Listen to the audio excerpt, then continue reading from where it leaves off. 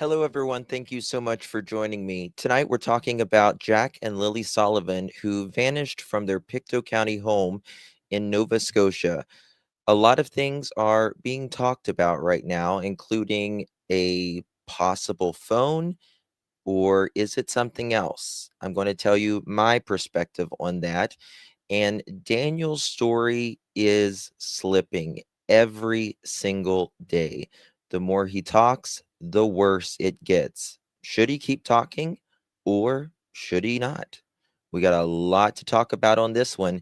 It's Friday. Let's get started.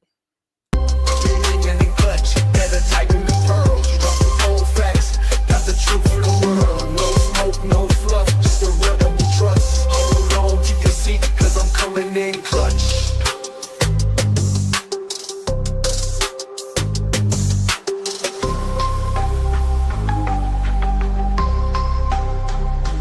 Coming in clutch.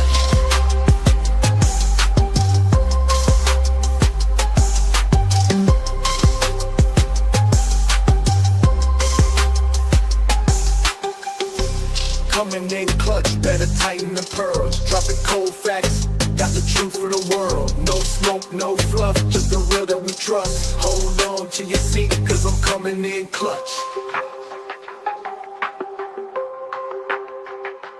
Coming in clutch.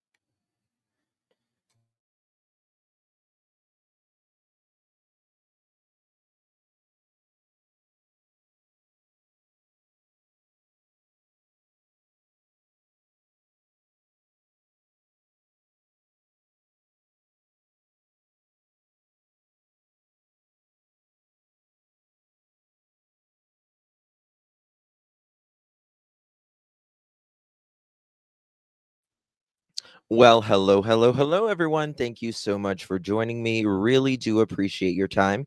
You could have chosen to be anywhere on YouTube. You have a lot of options, anywhere on the internet, anywhere in the world, and you chose to be right here. I know your time is very valuable, and I do appreciate you spending some time with me. Today is October 3rd, 2025. It is currently 7:41 p.m.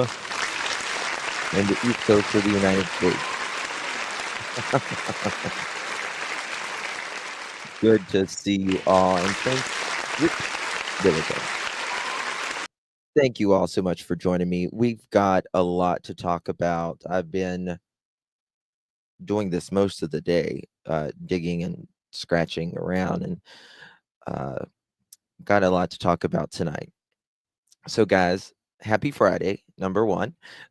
Before we get started, if you don't mind, please hit that thumbs up button. Would greatly, greatly appreciate it. And for extra bonus points, make sure you share that live out. Would mean so very much to me. Hey guys, hey Deborah, Robin, Grace, Susan, Roxy, Kelly. Hey Kelly, I emailed you back by the way. Butterflies, Grace, Robin, Sandy, Pamela, JC, everyone coming in. Hey Marie, good to see you. Susie Q, Brian, Shelby, Half Moon, Lily, Robin, Shauna, Kim. Ooh, it's going fast now. It's going fast now. CH, good to see you all, JM, everyone. All right.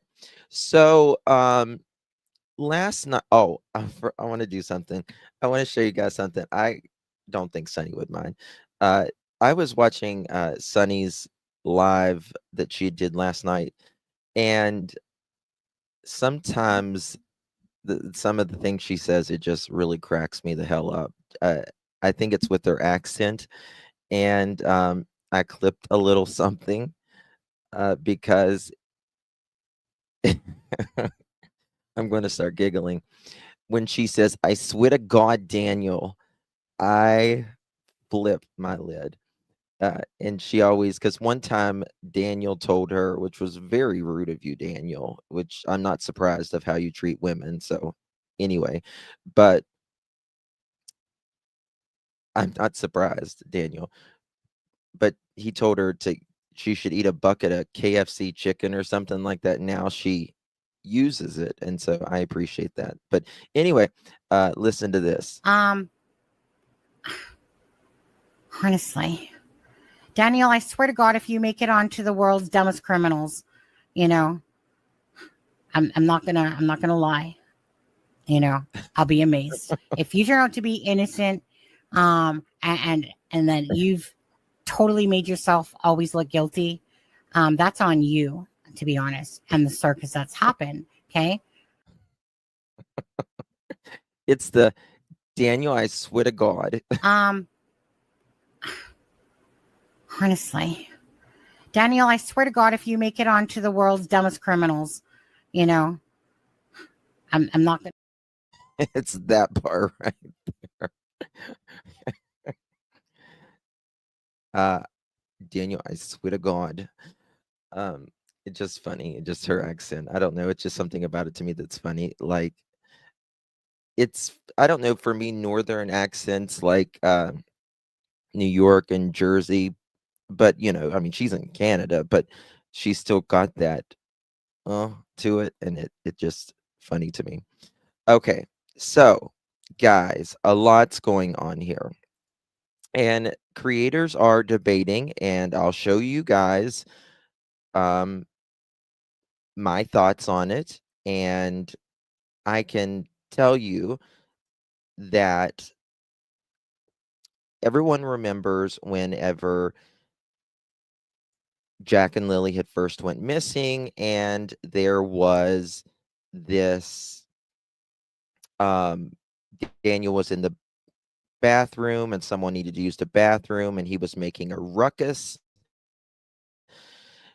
and they had discovered that there was rugs allegedly in the bathroom.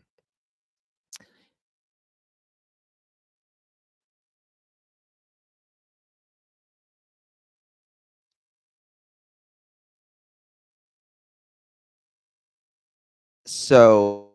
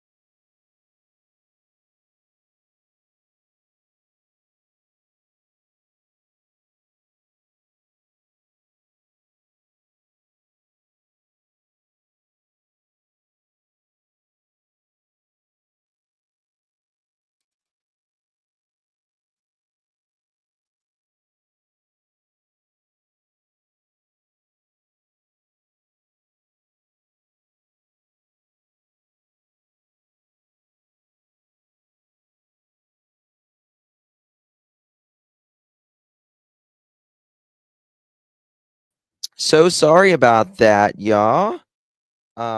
Actually, I thought it was my internet. I don't know if it's my internet. I think it might have actually been I needed to plug in my laptop. I think that's what it was. All right, guys. Lacey, thank you so much, my love. Really do appreciate you. Aw, Lacey, it's so good to see you, Mamacita. It is 17 months. You are an OG girl. How you doing? Yes, ma'am. Thank you so much, Miss Lacey. Really do appreciate you, my dear. You're an OG for sure. Yes, guys, please hit that thumbs up button. Would greatly, greatly appreciate you. Hey, Jen, Robin, I see you. Our girl is in the house. How you doing? I see you. We haven't seen her in a month of Sundays. Oh. Hey, Susie, Lady, Robin, Angel, Pebbles, Pam, Carol. Good to see you. What is on the top of the water heater? Well, I can tell you one thing. One thing for sure. It is not a phone.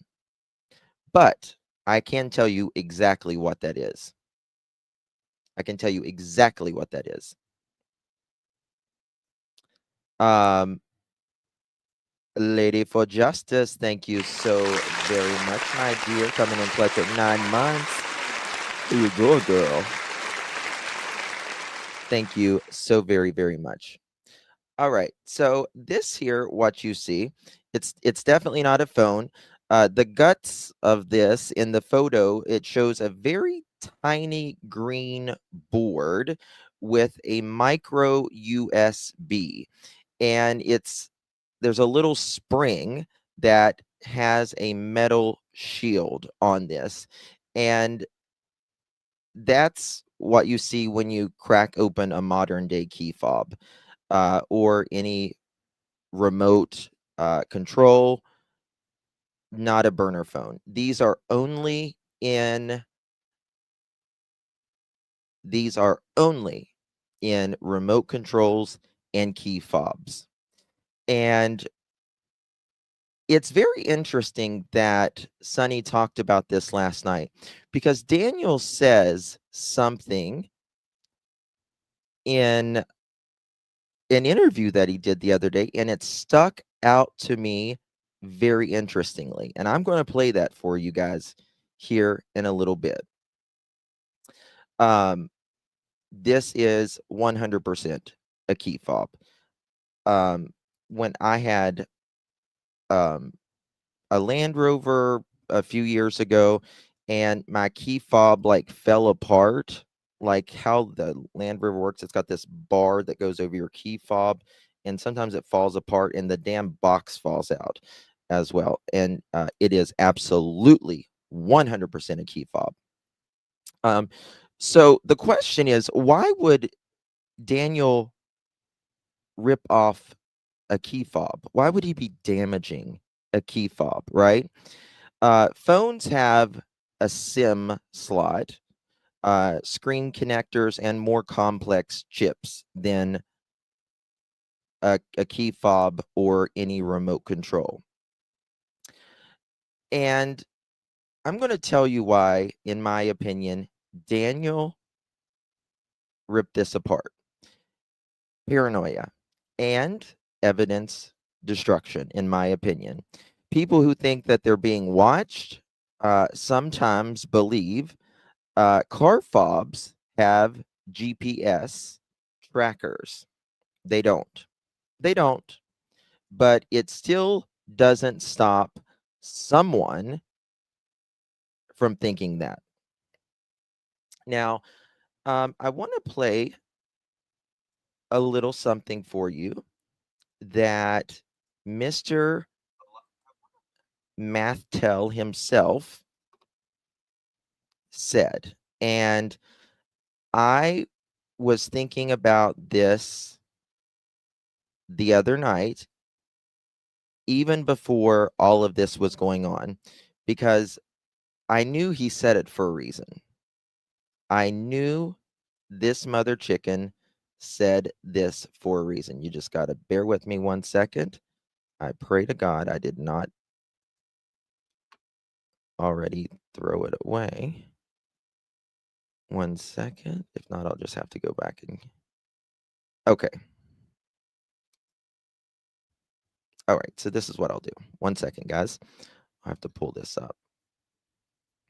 All right. He said it the other night on the Drunk Turkey Show.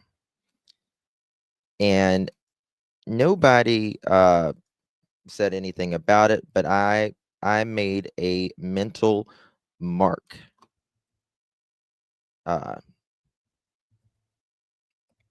for this, for a very, very specific reason, because Daniel is very calculated and he is always going to say something as preemptive, in my opinion. All right. Here we go. I believe it's right here where I left off. How many thumbs ups do we got, y'all? All right. Remember, let me get this script here.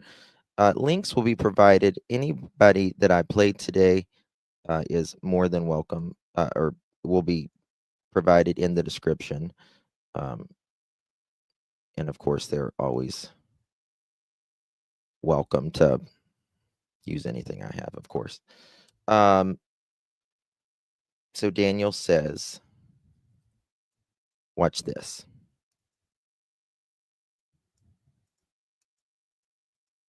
Bear with me. 2 seconds, y'all. All right, here we go. I had it, but when I dropped, I had to pull it back up. Your other daughter, Meadow, she was there though, right? Or did Malaya ever tell the kids to be quiet where they were? 1 second. Don't think that was it. All right. Speakerphone with that, with the, the dispatch. And so I say, I'm jumping in the car. So I ran inside. I tried to go into the front door. Door's locked. Ran through the back door, the back sliding door, got into the house, grabbed the keys off the end table, because there was 2 sets of keys, right? And then I didn't take my... Did you hear it? You hear it right there? He said, because there was 2 sets of keys, right? There you go, Tina. Yep. Because there was 2 sets of keys, right? Why would anybody say that? Yeah. We all have boxes of electronics. We all have boxes of electronics. I have closets full of electronics. Why would he say this?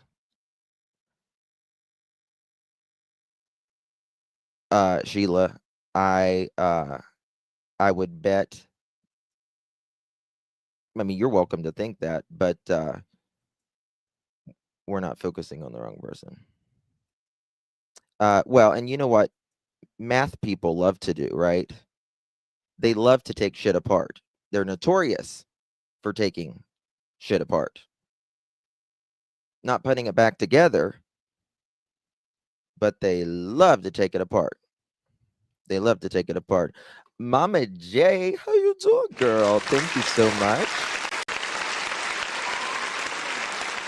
Looks like the same size of the camera on the trees like the neighbor had.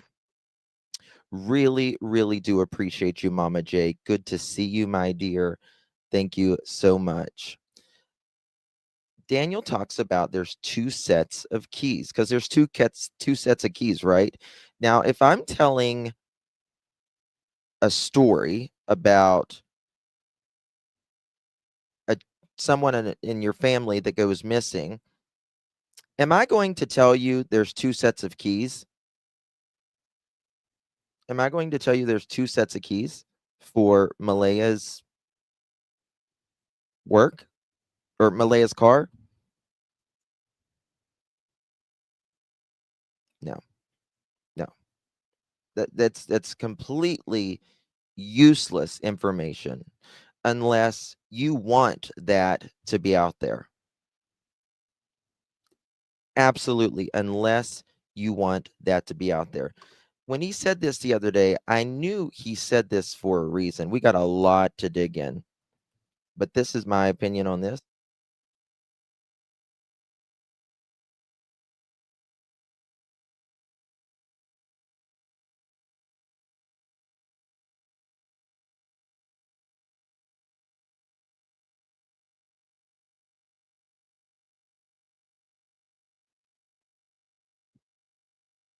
Okay.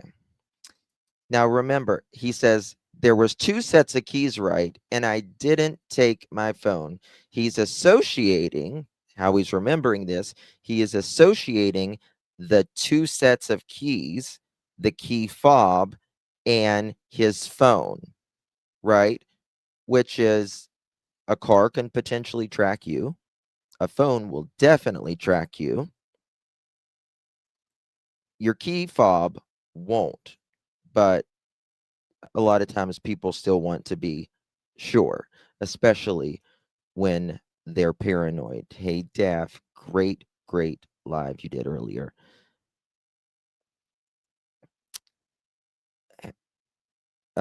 Daniel and Malaya are responsible.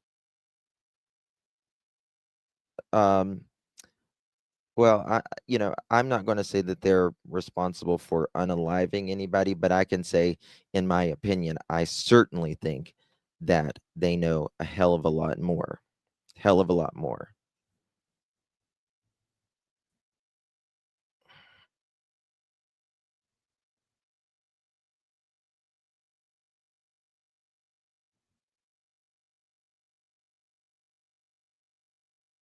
Listen,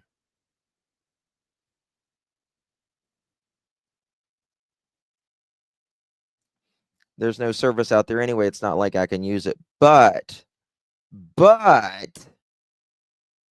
let's see here, Daniel. Malaya made a phone call out there. Janie said she couldn't make a phone call.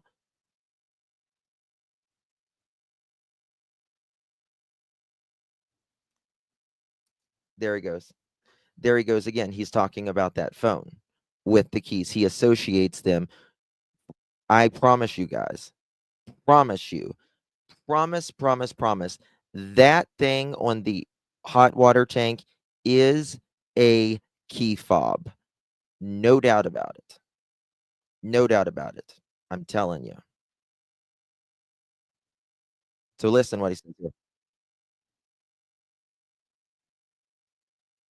So grabbed my keys, grabbed my key, or grabbed the key. What? So grabbed my keys, grabbed my key, or grabbed the key, ran out to the Nissan Pathfinder. Want you to know which one he's taking. And that's when I start. Grabbed the key. Okay, look here. Pretty sure I left at the end table. Investigators would know that for sure. Grabbed my keys.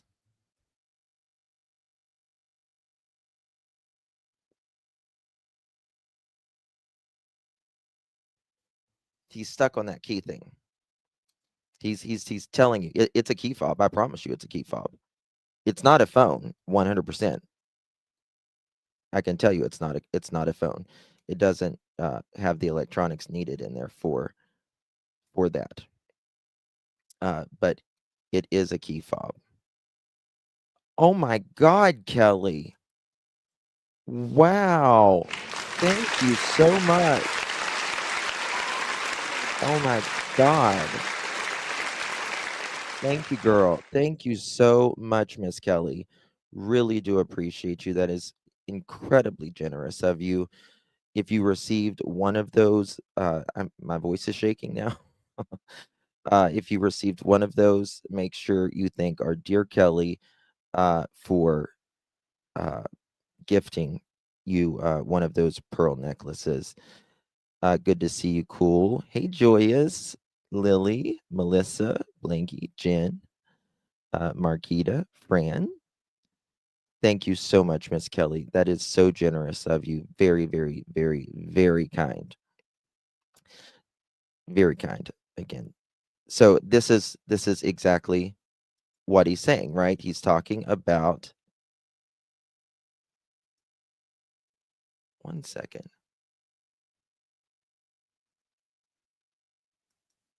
I'm showing you guys the wrong freaking one. God, I'm dumb as hell sometimes. Y'all probably wasn't even hearing the thing I was listening to. One second. But I'm so sorry, y'all. I so apologize. Y'all probably wasn't even understanding anything I was talking about. All right. Now listen to this. speakerphone with that. Instinctual, you want to do that, right? Okay. Listen to this. 100% they did not go out through that door. So, because when I went and got the keys and tried to come back into the house, couldn't get into the front door, right? I had to go around from the back. And then I went out through the When I went to go get the keys and front tried to come door. back, listen to this. Gotcha. So that's how I know they did not exit through the front. They exited out through the back sliding glass door. Now, I've read in the documents that Malaya said something to. Okay. 2 seconds. I got to find the other one. All right. This is where I'm talking about. There. I'm not sure if she's still on the phone with 911. She might have been on speakerphone with the the dispatch. And so I say I'm jumping in the car. So I ran inside. Listen. I tried to go into the front door. Door's locked. Ran through the back door, the back sliding door, got into the house, grabbed the keys off the end table. Grab the keys off the end table. Because there was 2 sets of keys, right? And then because there was 2 sets of keys, right?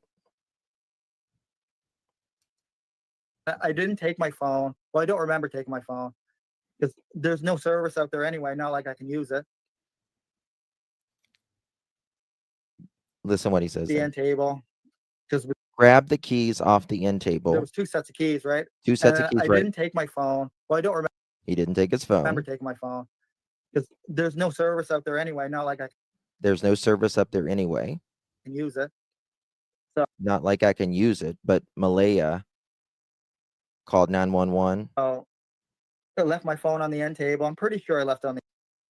I left my phone on the end table. Pretty sure. Now listen to this. Investigators would know that for 100%. Of course they would. So grab my keys, grab my key, or grab my keys, the keys, ran out to the Nissan Pathfinder. Grabbed the key. And that's when I started to search the dirt roads and the culverts, right? There you go. There you go. Yes, didn't he say he got a wrench off the door that morning? Yes, he did, Jen. Yes, he did. According to the documents, Malaya says he got it off the wrench that morning. He's always lying, in my opinion. Absolutely. What? Jen, thank you so much. Oh my God, thank you so much. Appreciate you. Really do appreciate you, Jen. Welcome to the Pearl family. May I say, pearls look amazing on you. Thank you so much, dear. Really, really do appreciate you. Annabelle, wow. Thank you so much, honey. Appreciate you. You are so kind. How many sets of keys did he grab? Good question. I do think, well, we're going to get to that. We're going to get to that because someone is outing him right now for having another phone. So we're going to get that. We know you're watching, Daniel. Hi, honey. Thank you so much, Annabelle. I don't even know how to say thank you enough. Thank you so much, honey. If you received one of those, make sure you give our dear Annabelle a big, big thank you. Guys, Hunter S. True Crime is a great channel. I'm dropping the link here in the live chat. Link will be provided in the description as well. They don't got a lot of subs, but they do have great content that they put together. Truly do. Oh, thank you, Truth Please. You guys are so kind. Thank you so much, honey. I really do appreciate that. Really do. Thank you so much. Happy Friday to you. If you received that membership, make sure you please thank our dear Truth, please. Thank you so much, my dear. Good to see you. Okay, guys, here we go. Here we go. Oh, Annabelle, thank you so much for renewing your membership as well. Appreciate you. You guys want to do this. Thank you so much. Daphne, I adore you and love this community. We love you, my dear, and you did a great live today. Make sure y'all sub up to Daphne. She works super hard on this case. I think Daphne and I think the most like alike, probably out of any creator that I work with, like on this case. She does a really, really good job. I adore her. Thank you so much, Daphne, and thank you, Mini Panthas. Good to see you. Didn't he say earlier interviews he used the flashlight on the phone to look in culvert? Yes, he sure did. Yes, he sure did. And that's why I say, Mini Panthers, his story is imploding. This man has no credibility left. And I know the Daniel supporters say, well, if you had to repeat something over and over, you would get something wrong too. Yeah, yeah, I would. I would. But saying that you took a phone when a crime happened and didn't take a phone are two wildly different scenarios. Wildly, right? A little thing can be off here or there, but this is the thing. The truth never changes. And this is the other thing. People who have to keep adding on were never telling the truth in the first place. Oh, yeah, well, this happened. They are just patching up the boat. That's all they're doing. And pretty soon, it's just going to be one big patch and the water's going to seep through. It's just the way it is. It's just the way it is. So check this out, guys. Guys, make sure you sub up to Hunter S True Crime. This person deserves way more subs and doesn't post a lot, but they do a fantastic job of putting the clips together to make it make sense. All right, here we go. Oh, and I was thinking today, Janie said something, and it still bothers me. It still really bothers me. I'll talk about it here in a minute. But she's talking about, she said, these aren't my grandkids, so don't lay it on me or something like that. Thought, my God, you are just like your son. So selfish. So selfish. What the hell is wrong? It keeps me up at night. Here we go. Credit goes to Hunter S. True Crime. Hunter S. True Crime. Okay. And it says RCMP were at Jack and Lily's residence on May 2nd, 2025, around 4 p.m. Keep this in mind. When Malaya's stepsister, Haley, stepbrother, Hayden, and his girlfriend came out of the woods to say they found a pink blanket in the woods in a tree on Lansdowne Station Road. RCMP reporting that. Very important. Very important. And this is why I have always stayed on that pink blanket. I know people have gotten tired of me talking about that pink blanket, but I have rode it till the wheels fell off because it's so important. Because is it going to find Jack or Lily? Not necessarily, but what it does do, it breaks the story down. It breaks the credibility of the liar in chief, Mr. Martell story.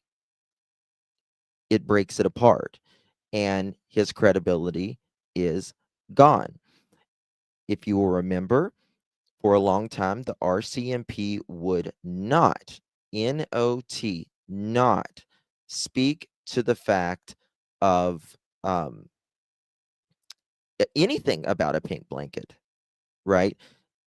Even in the interview that Mr. Martell did, he says, the reporter says, RCMP won't say anything about a blanket, but we knew. We knew about the blanket, right? And Daniel started commenting on it more and started pressing and pressing. And then the RCMP finally came out and acknowledged the blanket, right? And then Daniel can't help his narcissistic self. He has to add on more where you can see the bullshit, frankly, right? And so we just kept talking about it. Well, now they acknowledge this blanket. Now Daniel is saying that the RCMP is confirming that this was absolutely a setup, right? Like it was staged, meaning this blanket is staged. Of course, it has to be. It has to be. Anyone, am I frozen? Am I frozen? Oh my God, Joyous. Thank you. Oh my God. Thank you. Thank you. Thank you. God, you're going to break me out in hives. You guys, thank you so much, Miss Joyous. You are so kind to me, Mr. and Mrs. Joyous. Thank you so much. I can't thank you enough, truly. That's going to break me out in hives. Really do appreciate you, my dear. Love you so much, my dear. Good to see you. And thank you so much, Jan. You're very kind, darling. Appreciate you very much. I'm not, okay. Thank you so much. No hives. Okay. Okay, I'm not frozen. Okay. Thank you so much, Jen. And of course, Joyous as well. Thank you guys so much. Very kind of you. And now we need some more people to speak on this blanket. And we're going to get into that. We're going to get into that in this live. This one's going to be a long one, y'all. So buckle up. I'm just telling you, it's going to be. If you don't got a lot to do on a Friday night and you're interested in this case, stick around because there's a lot to go over right here. Yeah, so just touching on the subject of the blanket, I've kept pretty quiet. I have a son of my Haley recently did an interview with YouTube channel Hidden in the Fog. Right, and Lily and Jack are my niece and nephew. But yeah, the subject of the blanket, it was found on a tree branch on Lansdowne Station Road in the evening of day one. Okay. It was used, or the other part of the blanket was used for a window or a door at the home, and it was thrown out. And this one just ended up on a tree, I guess. But well, nothing just ends up on a tree. Let's just make that clear. Especially in 2 missing children's cases, 1 kilometer away. Doesn't happen. And that's why RCMP didn't want to speak on this blanket, right? Exactly, Kelly. Exactly. Logan tried to say the other piece was found Saturday night, and that's not true. Correct. Correct. So here it says, Malaya talked about Lily's LOL doll blanket and provided the following information. Lily had an LOL doll blanket that she sometimes dragged around with her. It was her blanket she used for sleeping before she got an actual bed set.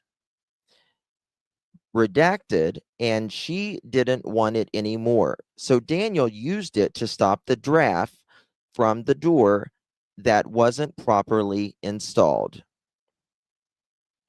Malaya took the blanket from the door because the weather was getting nicer about a week before, and she threw it in the garbage. She threw it in the garbage, not Martell, Malaya. She threw it in the garbage. Well, Daniel and Junkyard Janus has been saying, yeah, I watched Daniel throw that in the trash. Oh, you did?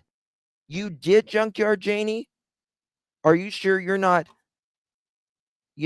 conjuring up some mathematics in your head too?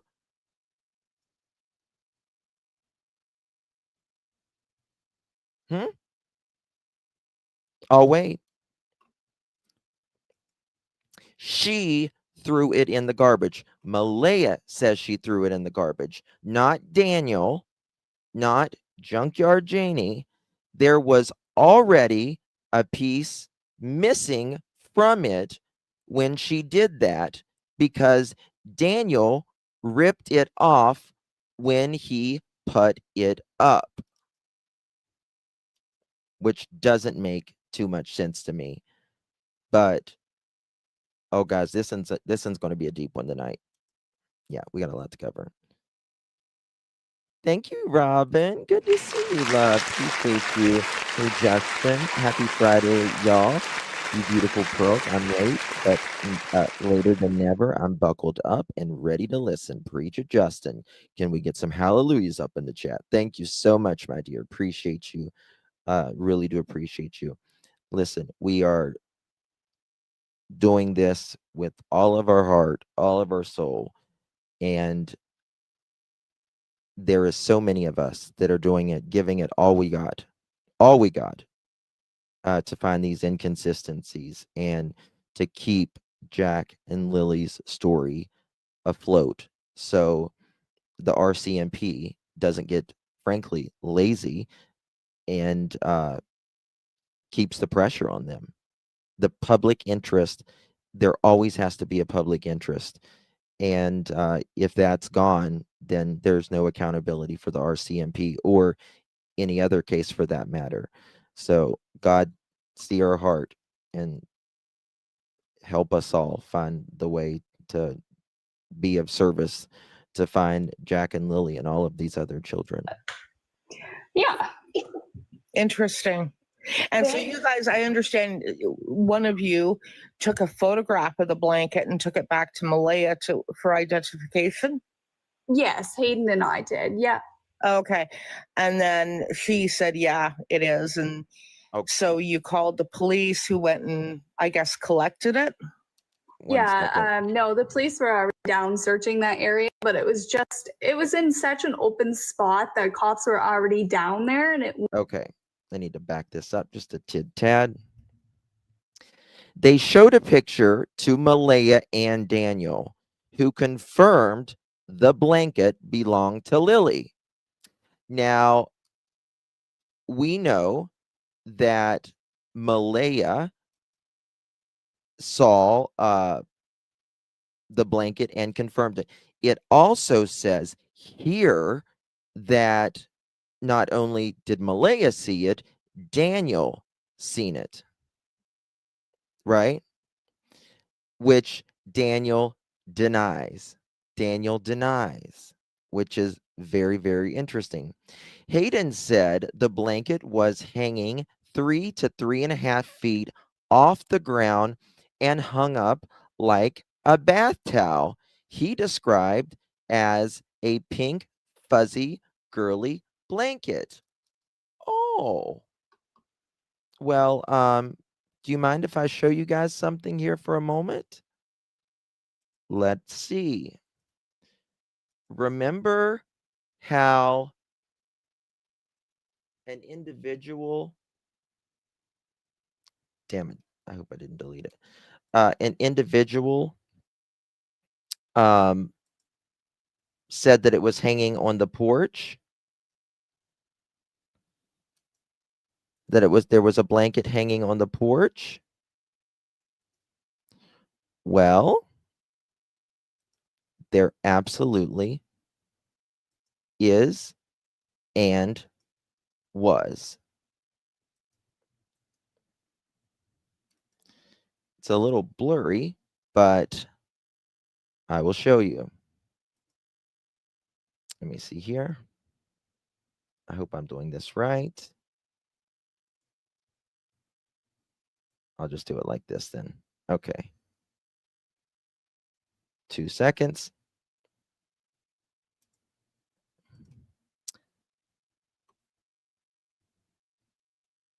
I'm going to have to enlarge it. That's what I'll do. Let me show you this. There is some photos here.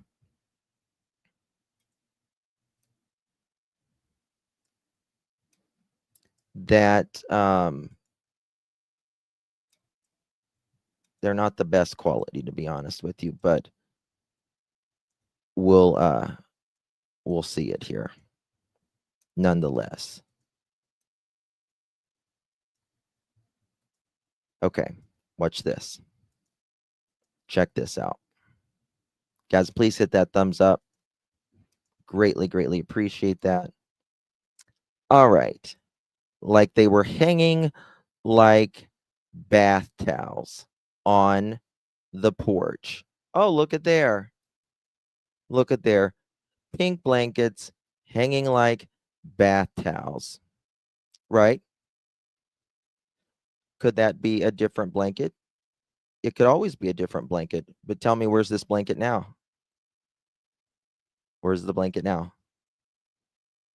Where's the blanket now? Oh my God, Joyous. Thank you.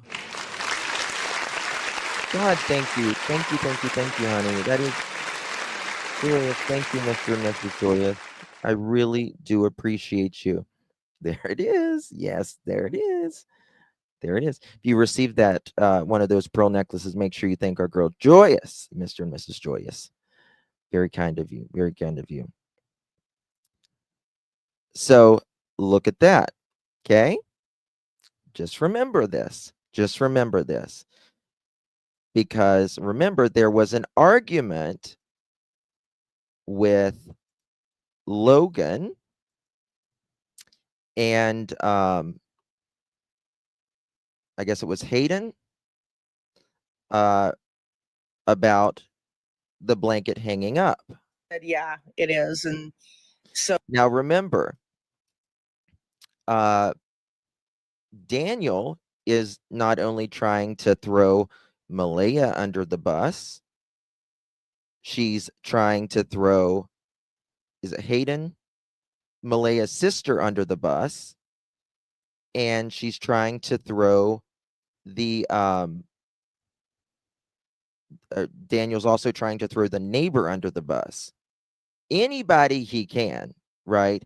Anybody Daniel can throw under the bus right now. Remember the argument. Bingo. Exactly, Joyous. Exactly. As long as it doesn't point at him. Remember, guys, the RCMP, out of all the individuals that we know, has been interviewed. They have interviewed Daniel by far the longest and the most intense. That's for a reason, in my opinion. Let's continue, because this gets... So you called the police who went and, I guess, collected it? Yeah, no, the police were already down searching that area, but it was in such an open spot that cops were already down there and it wasn't seen earlier on. Hayden said they went right back and got the police officers who came to look at it. The canine unit came and took the dog up the trail. The cops were already down there and it wasn't seen earlier on. So it's just all a little mysterious, you know? Watch this.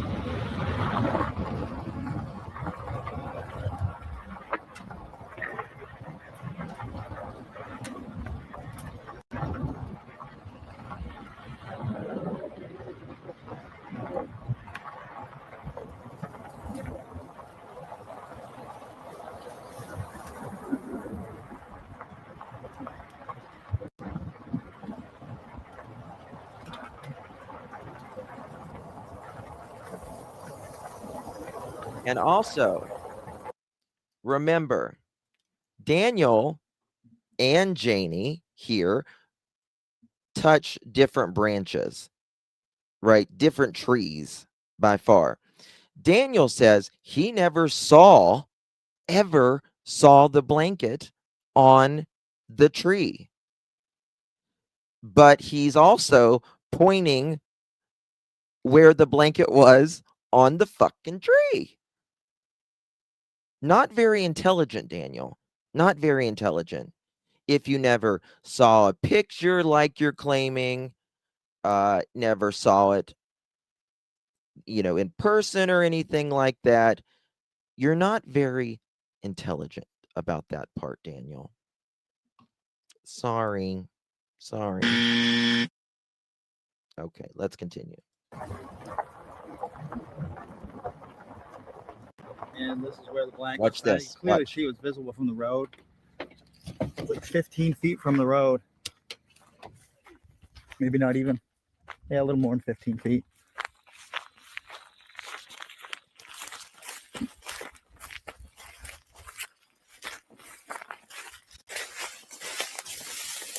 And this is the exact branch. So way higher than 5 feet in the air. It's actually over my head, so it's already 6 feet. That one right there. It's draped over that branch.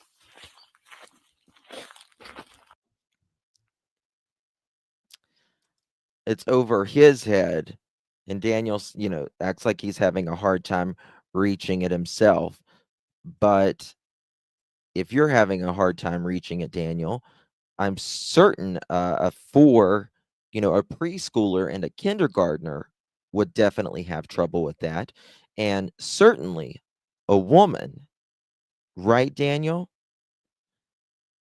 Quote, this is the exact branch. Yes, exact. This is the exact branch. But again, he says he had no knowledge of it. He didn't see any photos of it, didn't see it in person. But damn if he doesn't know the exact branch. They didn't tell him about it, didn't know nothing about it in the beginning. That one right there. And this is the exact branch. There you go. So way higher than 5 feet in the air. It's actually over my head, so it's already 6 feet. That one right there. It's draped over that branch.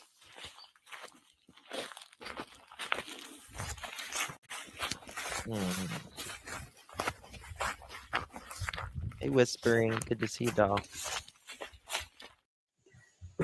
Interesting. Okay. Yeah. So was search and rescue in that area? Listen. I don't believe on day one right down there right away. So I was there from the get-go of when everything started. But yeah, so I don't know how it was missed because it was right on like the start of like a logging road or ATV trail right by the main Lansdowne Station Road, the dirt road. But yeah. Good point, Ruby. 4 is when they found Good the point. pink blanket that was Lily's. That was a portion of the blanket, Listen. correct? Yeah. I'm not sure on the exact time on that either. It would have to be after 4 because the school bus goes up there around 4 o'clock. Gotcha. And it goes there after 4 o'clock, he says. That's interesting. What he's about to say, because he's about to stick his foot in his tuchus again. You know what I mean? Amy, thank you so much, love. Good to see you. 7 months coming in clutch, but behind. But it had been raining off and on. A wet blanket would not fly into a tree. Much love, everyone. Bingo, Amy. 1,000%. Yes. Rainy, wet, muddy, and cold. There hasn't. I mean, think about it. The last time think about how hard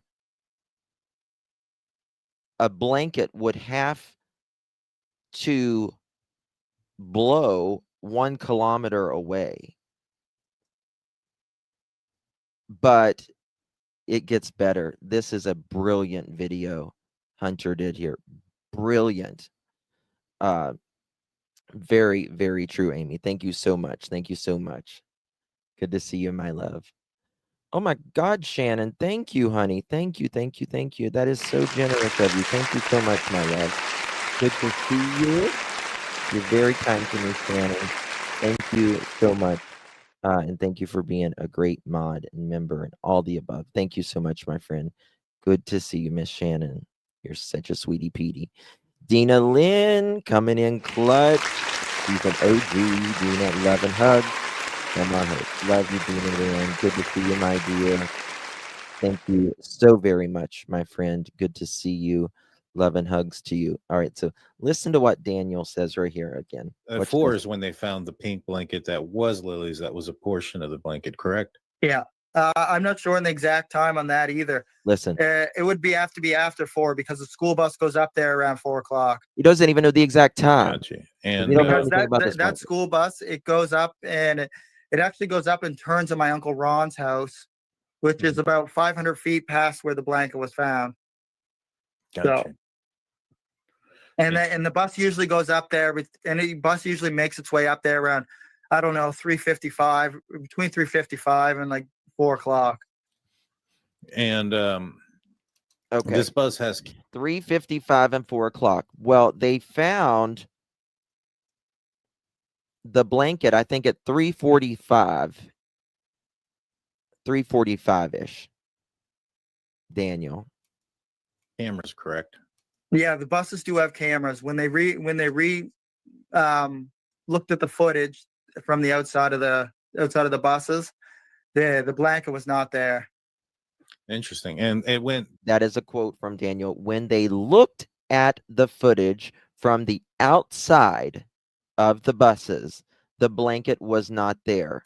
Daniel, I just want you to know that's a direct quote from you. Not that anything you say really has weight anymore, but it's not going to age well, Daniel. These are not going to age well. Okay? The buses, the blanket was not there. Interesting. And it went both directions, correct? It went. Yeah, they both go both directions. They have multiple buses. And it was not seen at 3:55, 4 o'clock when the bus passed. No, they said they did not see it on any camera footage from the buses. Okay, all right. And the other half, right, was found in the garbage. I believe so. I wasn't back at the house for that to know that, but that's what I'm hearing. Yeah, that's what Logan said. The other part of the blanket was seized from Malaya and Daniel's house by Corporal Rice on May 4th, 2025 at 9:09 p.m. I read that to you guys the other day. It was located inside a trash bag at the end of the driveway, RCMP report. Yeah, so. Which is really peculiar, right? Like, how, if the blanket was put in the garbage, how did it get out of the garbage and half of it get into a tree, right? And I mean, quite a ways down the road, like down the paved road from where they lived, up a dirt road, a good at least mile or two. So yeah. RCMP confirmed the piece of blanket found in the tree was exactly 1 kilometer from Jack and Lily's house, residence. They lived up a dirt road, a good at least mile or two. So yeah. In fact, he said. All right. I had totally forgotten about this interview, and the community never plays this interview. And when I saw this, my mouth dropped. My mouth dropped because I was like, oh, he did do this. You ready for it? You ready for it? Hey, Shar, good to see you, honey. Peacemaker, thank you so much, my friend. Come on. Could be neglect, bruising. Don't tell me, Daniel, you were the caregiver. You are just a lying math head. I concur. I agree with your opinion on that, Peacemaker. I agree. There was nothing caring about him. Oh. I was also thinking, you made up, since you brought that up, you guys remember the interview? I don't can't remember which one it was. I was going to look for it earlier, but Daniel says, guys, don't blame Malaya. She'll just take it out on the kids or something. She'll just take it out on Meadow or something like that. Do you guys remember that? He did in an interview. No, don't blame Malaya, even though he's been throwing her ass under the bus. Don't blame her. She'll just take it out on the kids. Right? Remember that? Yes, be in Florida. Okay. That made me think Daniel, in my opinion, took it all out on the kids. Yes, I remember him saying that. Yeah, you guys do. Yeah. I think Daniel took it all out on the kids. And that makes me, that really breaks my heart for Jack and Lilly.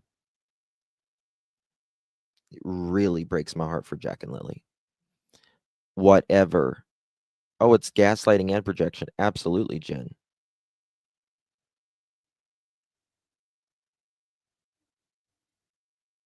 Because Daniel is essentially saying there, if Malaya is stressed, then the kids are going to get it. The kids are going to get it. But to me, that tells me when Daniel was stressed, the kids got it, in my opinion. Yep, he did say that. He sure did. It's his projection. I think a lot of times even Malaya got it. And Janie, I understand Daniel is your son and you love him. I get that. But what I don't understand is you should have taught him when you do something wrong, you man up, right? You man up. You tell the truth. You try to right the wrong as much as you can. You, ma'am, are just enabling him in every way, shape, and form. And to be honest with you, I never really questioned, in my opinion, that Janie could be involved. I thought she might knew something fishy was going on, around there that day or something like that. But now I absolutely believe, after knowing all of this, knowing what was going on in that house, Daniel smoking the math, right? Broke as a joke. Allegedly, the day before, on Thursday, whenever Malaya and Daniel and all of them was out, they allegedly had, I think it was Patty's credit card, or when they went to Walmart to get stuff.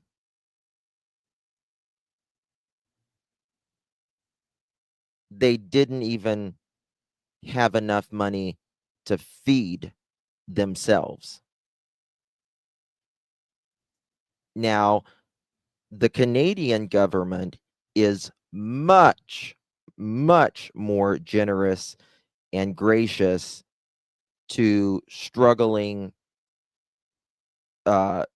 individuals than the United States is, right? We pay less taxes, but there's less of a safety net.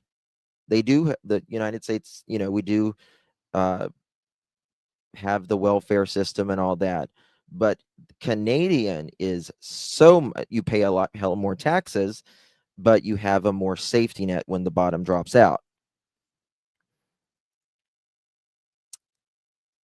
And Malaya had messed up her income allegedly by reporting too many people, right? So if you had Patty's card, whom Malaya's, we'll call him stepdad, says they had stole money, she had given them money to buy a car, all of that.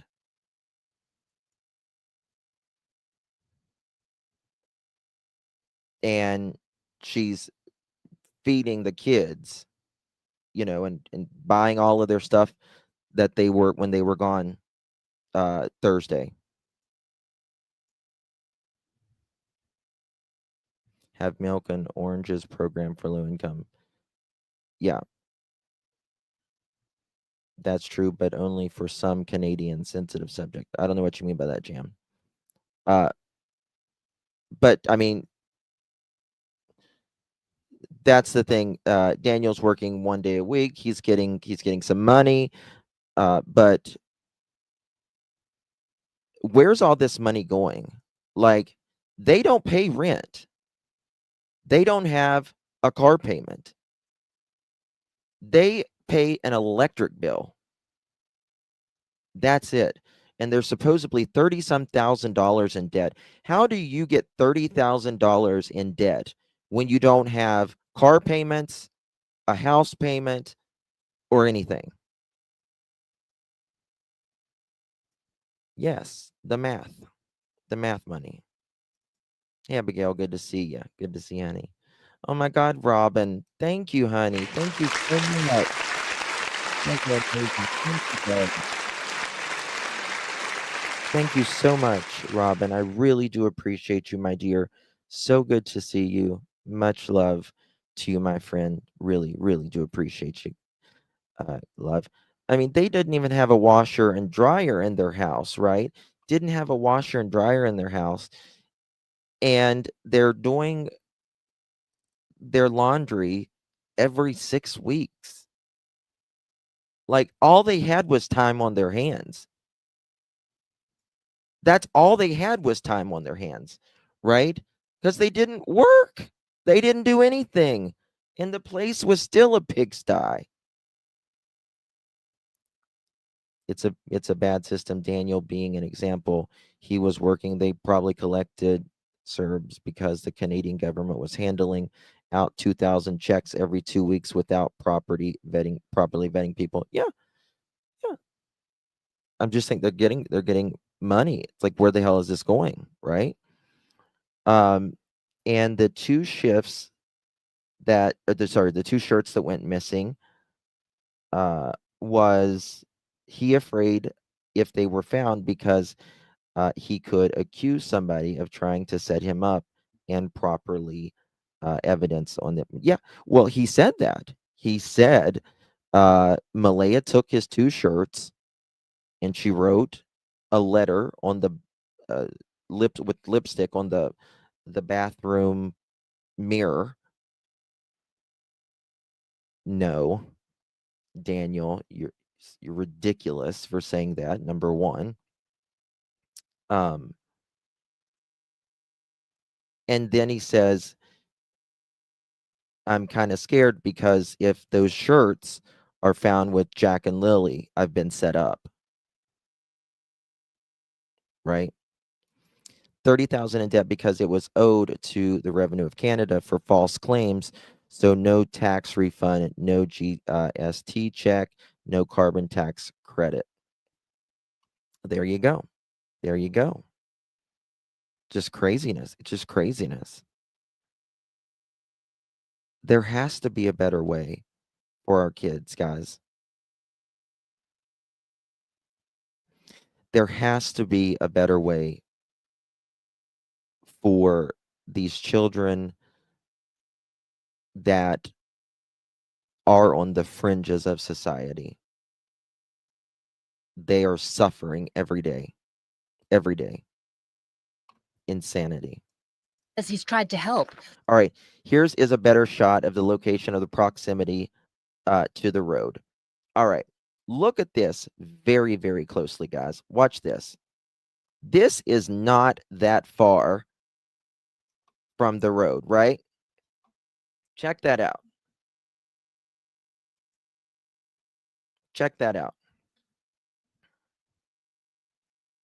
And he is saying that searchers missed that. The bus missed that. He missed that. You know, a white and pink blanket. Absolutely, Wendy. A white and pink blanket. Now, remember, there is no leaves on the trees. There is not high grasses or anything. It's everything is brown except for the evergreens. There is no way in hell. No way. No way. Hey, Jen and Georgia. Check your keyboard. Sure, if the keys are sticking. And he knows just how many feet away it was from the road. Yeah. I mean, look at that. Right there. And this just also happens to be, where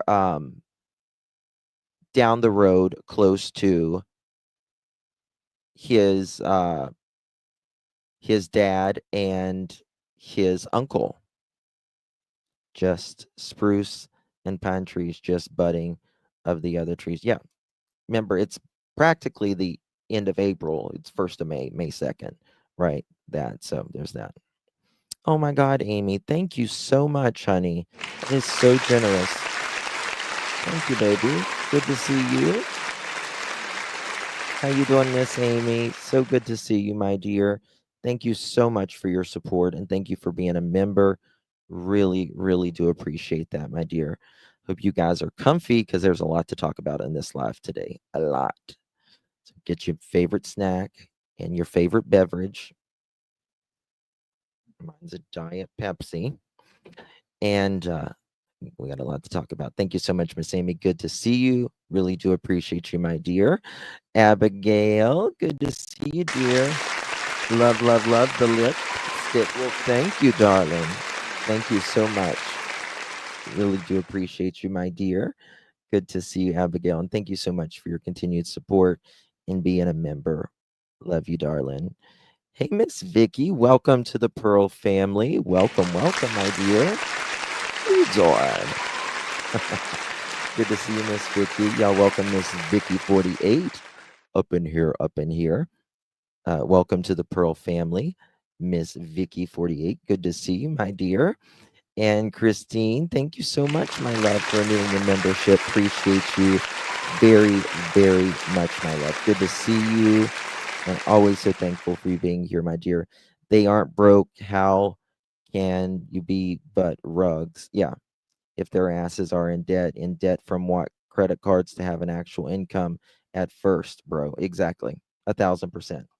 But look, it's just right there. Watch this. This is very important, guys. This interview is very, very important. Up a dirt road, a good at least mile or two. So yeah. Keep going. In fact, he says he's tried to help. Like early in the investigation when police found a scrap of blanket on a nearby road. I called it into RCMP when I realized there was a piece of a pink blanket found. Okay. All right, here we go. This is very important right here. And it says, Haley, Hayden, and Hayden's girlfriend back to the location where they saw the blanket. Gagnon, is that how you pronounce it? Seized the blanket. Corporal Martin and his police dogs were called to the area. He took photographs of the blanket.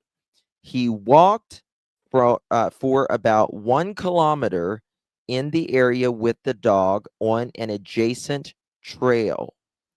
They did not pick up a scent to complete a track. Now, that's very interesting, right? you would think that Jack or Lily, threw that up there, they would have had a scent. He didn't call it in.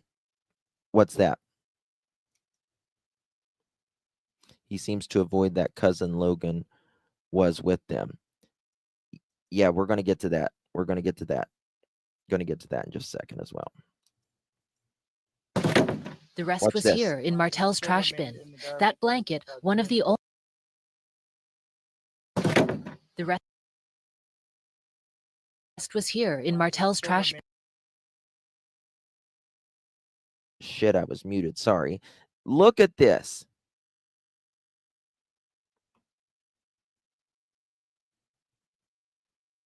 Okay, I thought my thing froze for a second. Look at this. This is where that trash was in. The one trash bag that is, the bag is doubled. The bag is doubled. And Daniel says this lid is very heavy. You could hear it's very heavy. And so animals and stuff couldn't get in it. Right? Yes. Yes, Darius. He says he informed the RCMP. He didn't see it. He didn't see a picture of it or anything. But when he hears about it, that they found a blanket, he says, oh, I put 2 and 2 together. Well, there's a lot of freaking blankets out there, Daniel.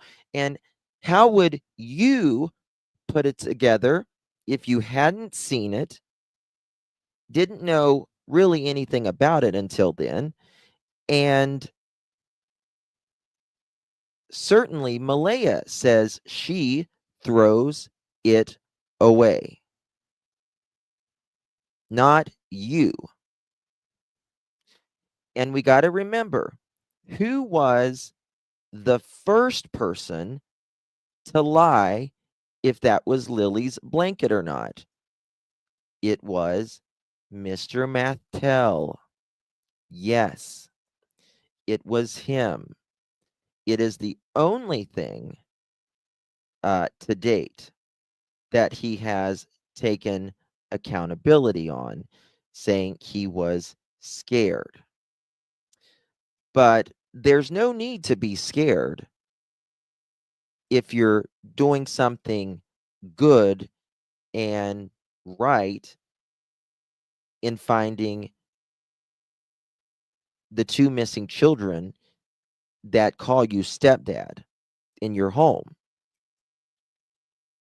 Like I've always said, why would Daniel lie about something when oh my God, there's a piece of a blanket.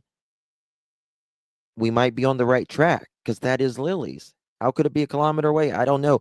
But yeah, that is. But Miss Malaya didn't lie. Miss Malaya didn't lie. Daniel lied up until at least May 5th. That we can easily prove. Easily prove. How would he know it was a hand, I meant. Well, we're going to get to that. How does he know it's a hand? And you couldn't rip a blanket. You couldn't rip a blanket like that with just a hand while it's in the trash bag. First of all, Jack and Lily couldn't get in there to begin with. They wouldn't want to get in there either. That blanket, one of the only clues as to what happened to 6-year-old Lily and 4-year-old Jack Sullivan. A piece of blanket was also seized from a garbage bin at the end of the family's driveway. Martell says it was the same blanket, but it had been ripped apart and thrown out. I mean, it's mysterious as it is because the distance from the garbage bin to where the blanket was found is almost 1 kilometer. I was actually told there was a piece of a pink blanket that was found up the road in a tree. And I said, piece of a pink blanket? Like, and I put two and two together. I ran out to the garbage bin, and I seen that there was a hole ripped in the bag, and clearly there was somebody who went into the garbage, or something went on with the garbage for a piece of that to be ripped out. Because usually when you look in the garbage bin, Daniel, and you see a garbage bag, usually it doesn't have a. He makes me want to throw up. I hate to sound like that, but he seriously makes me want to throw the hell up when I hear him.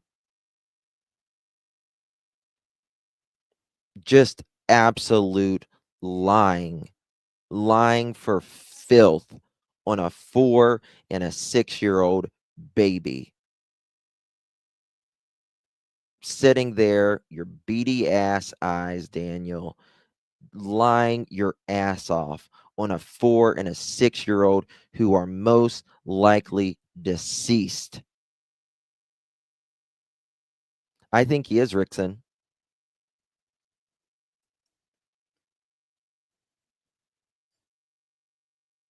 Shelby, it's terrible. He's on something in this interview. Oh, fuck. He's always on something, in my opinion. And we're going to get more to that as well. I don't know how anyone can believe him. So where is the role of the industrial bags at? Yes, Marie. They can tell which bag it was, all of that, the way that they're milled, or the way that they're made, right?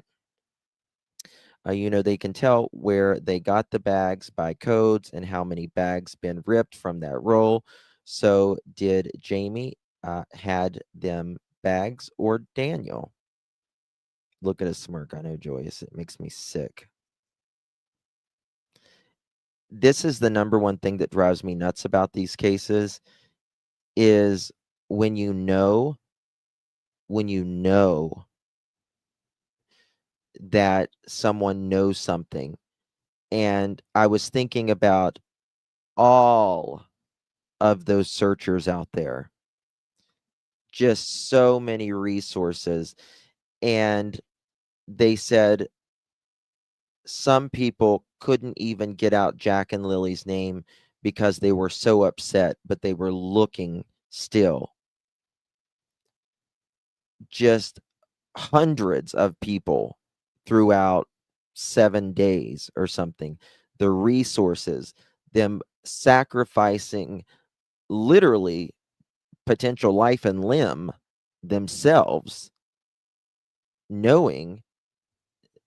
people knowing that Jack and Lily aren't in there. But all of this selfishness because of this brat right here and the other brat that won't speak up and say anything about her children.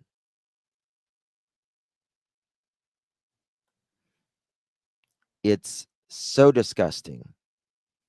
And I'm telling you, Daniel and Malaya, if you believe in God, make it right in this life. Don't take it to God. Settle it here. Settle it here and do the right thing.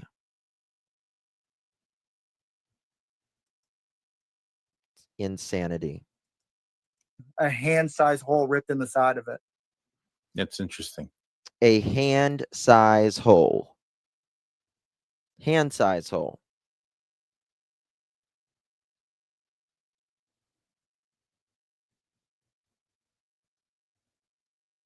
Justin hasn't said at all, and he was there allegedly. What is it, Raw Beanie? Someone saying something? Am I missing something?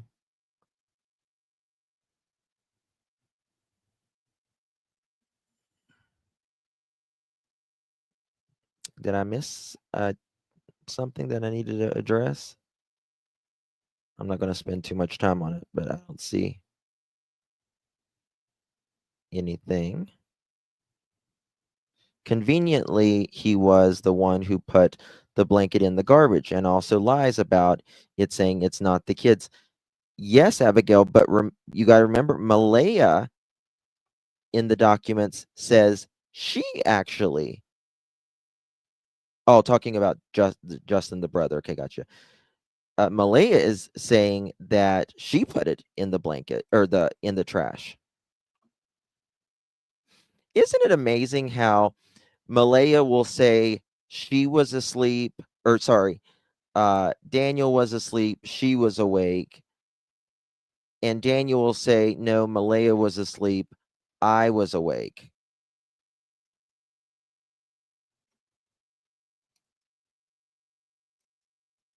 Now, just listen to this. Clearly, there was somebody who went into the garbage, or something went on with the garbage for. Oh yeah, something went on with the garbage, Daniel. Tell us.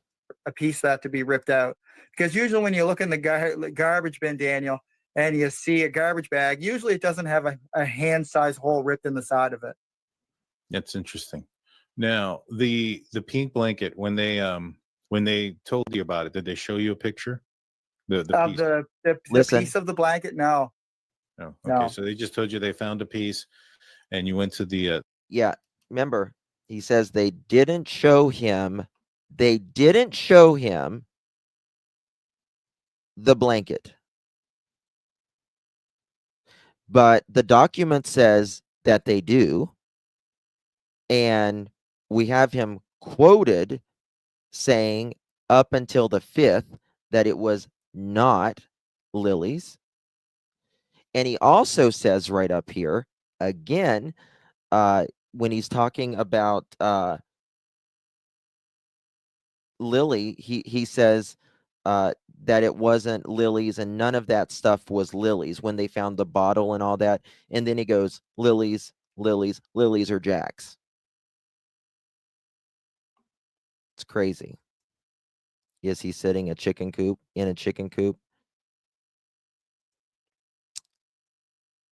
He should be, in my opinion.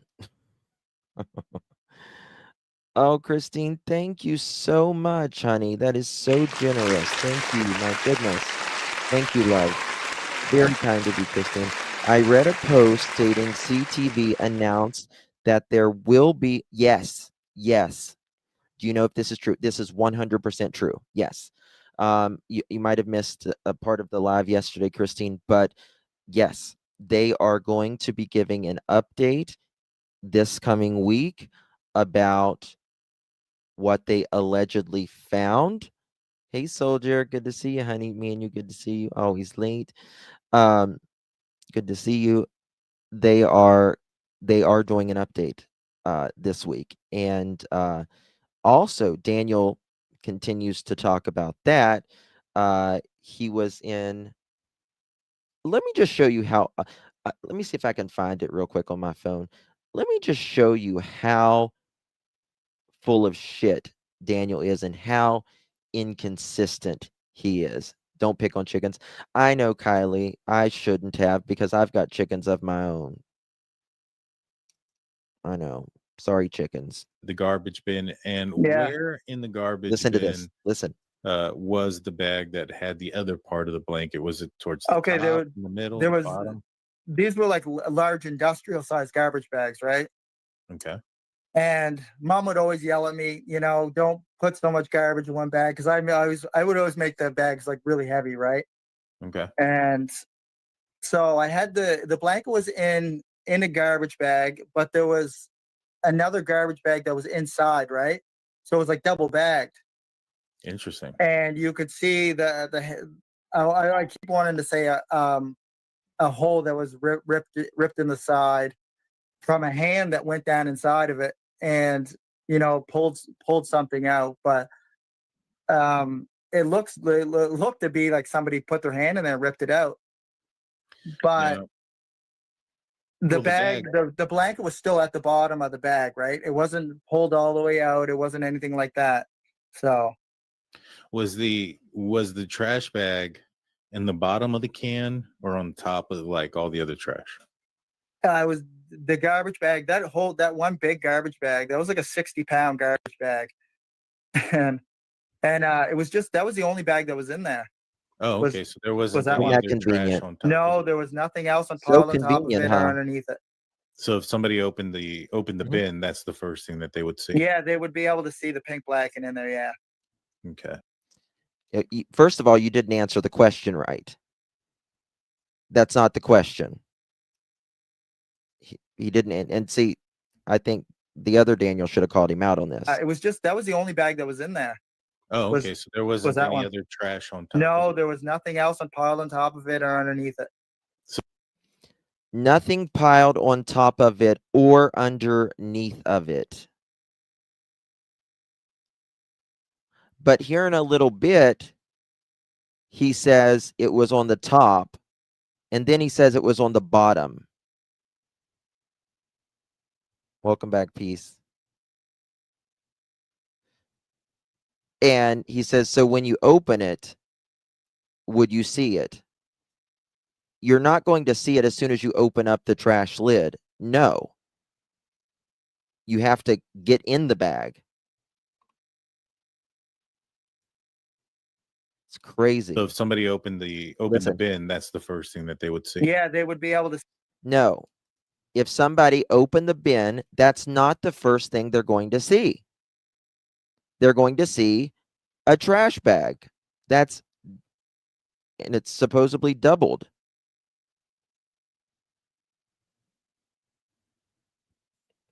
Jen, I'm studying it right now. But yeah, I can always do it. He's forgotten math. Yeah.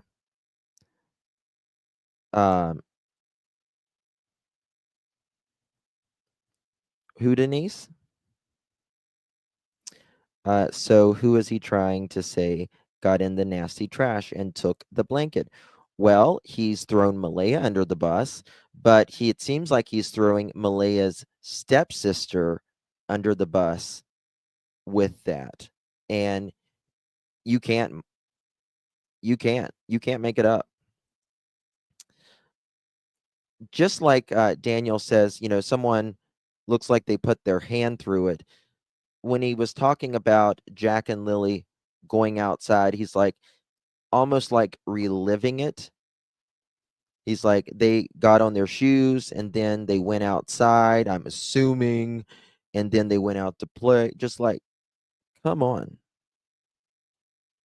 Oh, Denise, he's too big of a chicken shit for me or Deception Detective to interview him.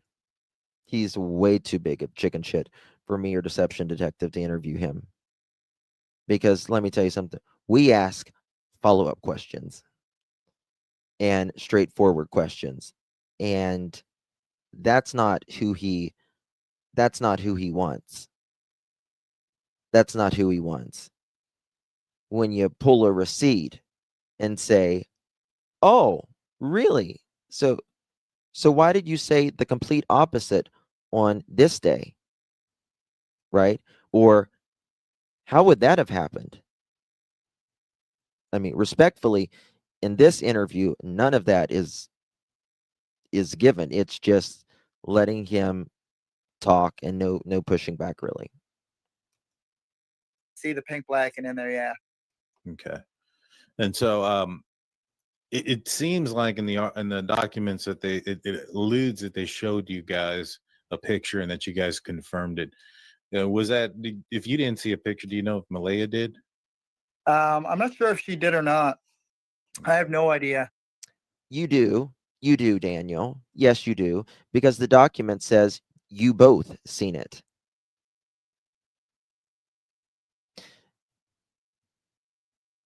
And I'm going to, like I said, if I threw a blanket away a week ago, and they found a piece of a blanket. I mean, they didn't even really know it was a blanket at the time. They just saw a little piece of cloth on this tree. And you didn't, and I didn't see it or anything. and someone went missing, one of my loved ones, I wouldn't be thinking, oh, I threw a blanket away a week ago. I put 2 and 2 together immediately. That's going to be the last shit on your mind. The last thing on your mind. Grow up, Daniel. Another key thing that came out in the documents is this pink blanket that, has come up in other stories we've reported on. And the key thing about this pink blanket is that, and again, look, there's no high grasses or anything. There is greenery, but it's more brown. Everything's brown that time of year. It was found a kilometer from the trailer where Jack and Lilly disappeared from, and it's perhaps the only physical clue in the case. So what's interesting is that Malaya's sister found this blanket along with 2 other family members the day the children were reported missing in the afternoon. And Daniel originally said that blanket was not Lily's. Malaya. He certainly did. He said it until the 5th or the 6th. And Ruby, the RCMP stopped doing the aggressive interviewing, like the Reed techniques and the accusatory in 2015 or 2017. 2015 or 2017. And I think they should bring it back, in my opinion. I mean, I don't think it's successful, without adding some fucking pressure. That's my opinion, though. Where was another blanket found? Property seized. Pieces of blanket seized from a wooden area in Lansdowne. Blanket seized from a garbage bin at Daniel Martell's residence. Indent impression castings taken from wooden area in Lansdowne. Scat, unknown if human or animal, taken from wooden area in Lansdowne. 2 children's toothbrushes taken from Daniel Martell's residence.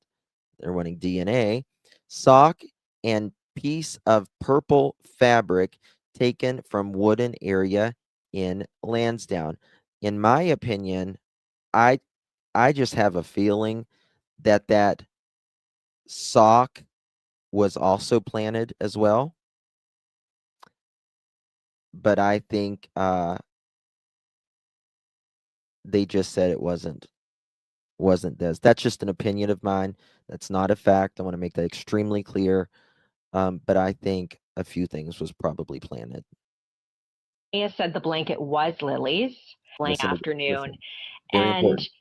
Daniel originally said that blanket was not Lily's. Malaya said the blanket was Lily's. Then Daniel suggested that the people who found the blanket planted it.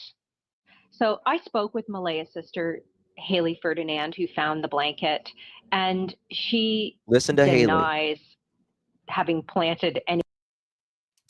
Now, this is Haley's, Malaya's stepsister, who you're about to hear. I believe her 1 billion% that she did not, would not, and had no reason to plant a blanket. And it will just show you how low this POS will go and will blame perfectly absolute people who came there to give her sister support and look for her nieces and nephews. Period. Listen to her. Anything. We most certainly did not. And that's on everything I have, the person I am. I would not do that in the midst of to obstruct a case for missing children, regardless if they're related to me or not. I would never. So why do you think Daniel is suggesting that you planted it? He told that to me as well. Probably because I was the one that was hot on his ass the whole time we were there. Okay. And he didn't like me from the get-go when I got there because he would not speak to any of Malaya's family when we showed up to help the search for Lily and Jack. He'd put his head down. He would ignore us. Okay, a lot to go over there. Why do you think Daniel would be blaming this young lady? Quote, probably because I was the one that was hot on his ass the whole time we were there. Because I was the one that was hot on his ass the whole time we were there. Okay. And he didn't like me from the get-go when I He didn't like me from the get-go. got there because he would not speak to any of Malaya's family when we showed up to help the search for Lily and Jack. That's bizarre. He would not speak to any of Malaya's family when they showed up to help search for Jack or Lily. Everyone says Daniel kept his head down. He would ignore everyone. Malaya, even in the document, says Daniel was acting very erratic. Not only that, you're going to hear others in this speak about the behavior Daniel was doing. Why was he doing that? Well, most likely because he was hopped up on a good dose of meth, in my opinion, allegedly. He'd put his head down. He would ignore us. He would walk away from us. He wouldn't engage in conversation. And I kept at him. I was there for the family, Malaya's family, knew something was up. And by Saturday, it boiled over. Avoidance technique, absolutely, yes. Non-guilty meets eye to eye. Yes. What does guilty people, what do they not like to do? They don't want to look you in the eye. They don't want to have a conversation. They want to avoid you. Right?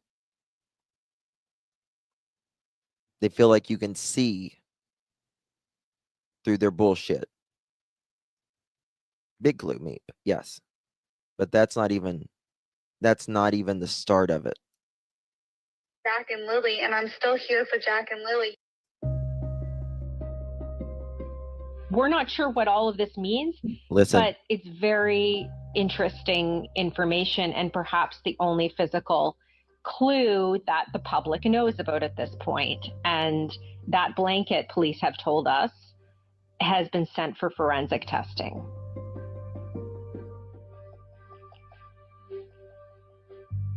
All right. I just wanted to touch on Malaya's friend Cheryl was also there that day. She also spoke with Hidden in the Fog. Now, we've played this at length, but it's going to tie together all in here. Look at this. Hunter does a brilliant job here. a few things. I was actually there on Friday myself and good friends with Malaya. I just wanted to kind of touch on a few things that you said. So we were the ones that actually found the blanket, and noticed the 1000%. blanket was found in the trees up on the road. Half of the blanket was correct. Yeah. Right. Yeah. So it does matter. I wouldn't even call it half. Just a piece of it. And Malaya didn't leave Saturday morning. It was Saturday evening because an altercation had broken out, and Daniel's mother actually tried to attack me. So it was well after supper Saturday when she actually left the premises. What was that? Actually tried to attack, had broken out, and Daniel's mother actually tried to attack me. Daniel's mother tried to attack me. You know how Miss Junkyard Janie, she loves to downplay that. Oh, it wasn't really much, told him to get out. So it was well after supper Saturday when she actually left the premises.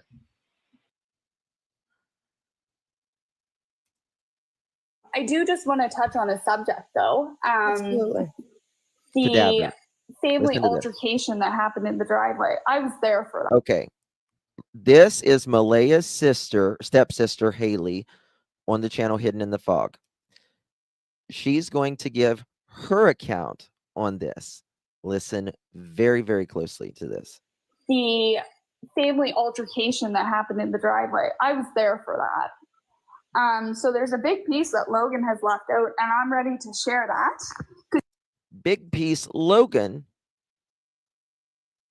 See, Justin, I even take you camping with me. That is good, Sheila. You rock. We are portable. That's right, girl. You say it. That Logan has left out a big portion. Logan has left out. Now, Logan is Daniel's cousin, right? And she has reportedly been taking up for him. I don't know how much now, because from what I understand, she has said some things recently that we're going to get into in a little bit about Daniel having a burner phone, allegedly. As we all know and have not said anything, but it's a very crucial point that they seem to be skipping over. So this was just before the briefing, if I can remember quite right here. We were all in the house and Dan was in the bathroom. And when I say we, I'm talking about my sister-in-law, her sister, Malaya's mother, my partner, and we were all in the kitchen and we heard like things rustling around in the bathroom. We're like, what the hell? So my stepmom went and knocked on the door and was like, damn, what's going on? Are you all right? Anyway, my sister-in-law went in and said she needed to use the bathroom. So he came out. So like he was rustling some things around in the bathroom. And we went in to kind of investigate after him. And there was drugs. Drugs was involved, and that's what fueled the family altercation in the driveway. And I'll be the one to say that because I got so freaking mad after this was found out, because then I said to him, I said, that's exactly why you're acting the way you are, running around. Now listen. Yes, in the bathroom, Kelly, in the bathroom, where the key fob is. Remember, he was clinging and making noises and all that. And one of the family members, they all heard him and didn't know what the hell was going on. And someone needed to use the bathroom anyways. So they went back there. Now, she says drugs were involved. And she goes to Malaya and they're outside. And it's like, listen, what the hell's going on here? It's time to speak up. That's a quote. That's exactly. Okay. This is what I was going to talk about. Daniel's always saying, I'm the one out here looking. I'm the one doing this. I'm the one doing that. Daniel has not looked like he says he has. You're an idiot, Daniel. You have not looked like you have said. You are still not looking like you are saying. Now, in my opinion, I believe you've, in my opinion, covered up things. That is, in my opinion, but you're not out here searching and giving a shit about anything other than yourself. But listen to this, because Daniel started getting on everybody. Why are you guys not, doing this? Why are you not doing that? Remember how Malaya says in the report that Daniel was acting erratic. How does a math head act? Plant lady. You've got Wi-Fi on that ship. You got Wi-Fi on the ship. You gotta get Wi-Fi. I don't care if you got have to get a little hamster to run on a wheel or a little propeller to get Wi-Fi. You've got to be here. I will sing. Guys, make sure I sing happy birthday to Plant Lady. at the end of this lap. Make sure, mods, please. Yes, hopefully you have a wonderful, wonderful time, and all the blessings to you, my dear. Make sure we sing. But listen to this. This is very I don't want to important. say that because I got so freaking mad after this was found out, because then I said to him, I said, that's exactly why you're acting the way you are, running around like a madman, acting like you're doing everything and everybody's just sitting back, like relaxing. Like nobody was, but nobody was running around like a chicken with their head cut off because we weren't on drugs. Do you know what I mean?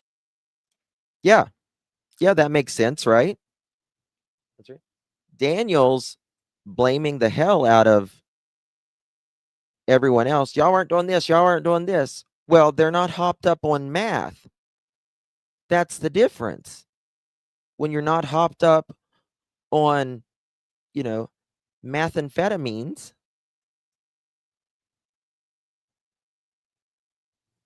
that really changes the behavior. And another thing that makes me very interested, because if Daniel's getting aggravated that they're not doing something, how would Daniel have acted in a home with just Malaya and 2 kids if he is frustrated? Perhaps black eyes, such as Lily had admittedly the day she disappeared. Daniel's acting erratic, getting aggressive with the family members. You're not helping. You're not doing this. They're not running around like a chicken with their head cut off because they're not on drugs. Getting aggravated at the family. They're acting like normal human beings. The person that wasn't acting like a normal human being is the math man.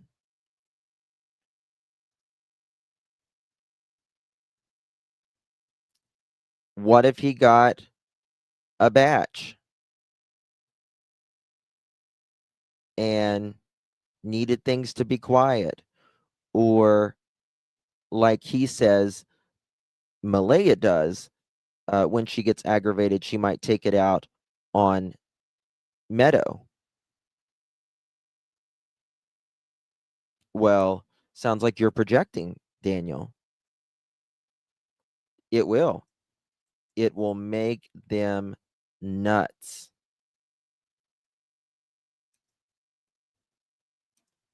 I mean, but that's what the altercation was, because I was like, I confronted his family. It was actually me. And I said, what the hell, guys? Like, what's going on here? Like, why is that involved? My sister broke down and she admitted that he's been on it for 2 years or so. And yeah, so 2 years. Now, what did Daniel just say the other day? Yeah, he's done drugs, but he says, they wanted, I asked them if they wanted to drug test me. They said they wasn't interested in drug testing me, and I'm going to Narcotics Anonymous just to clear my name.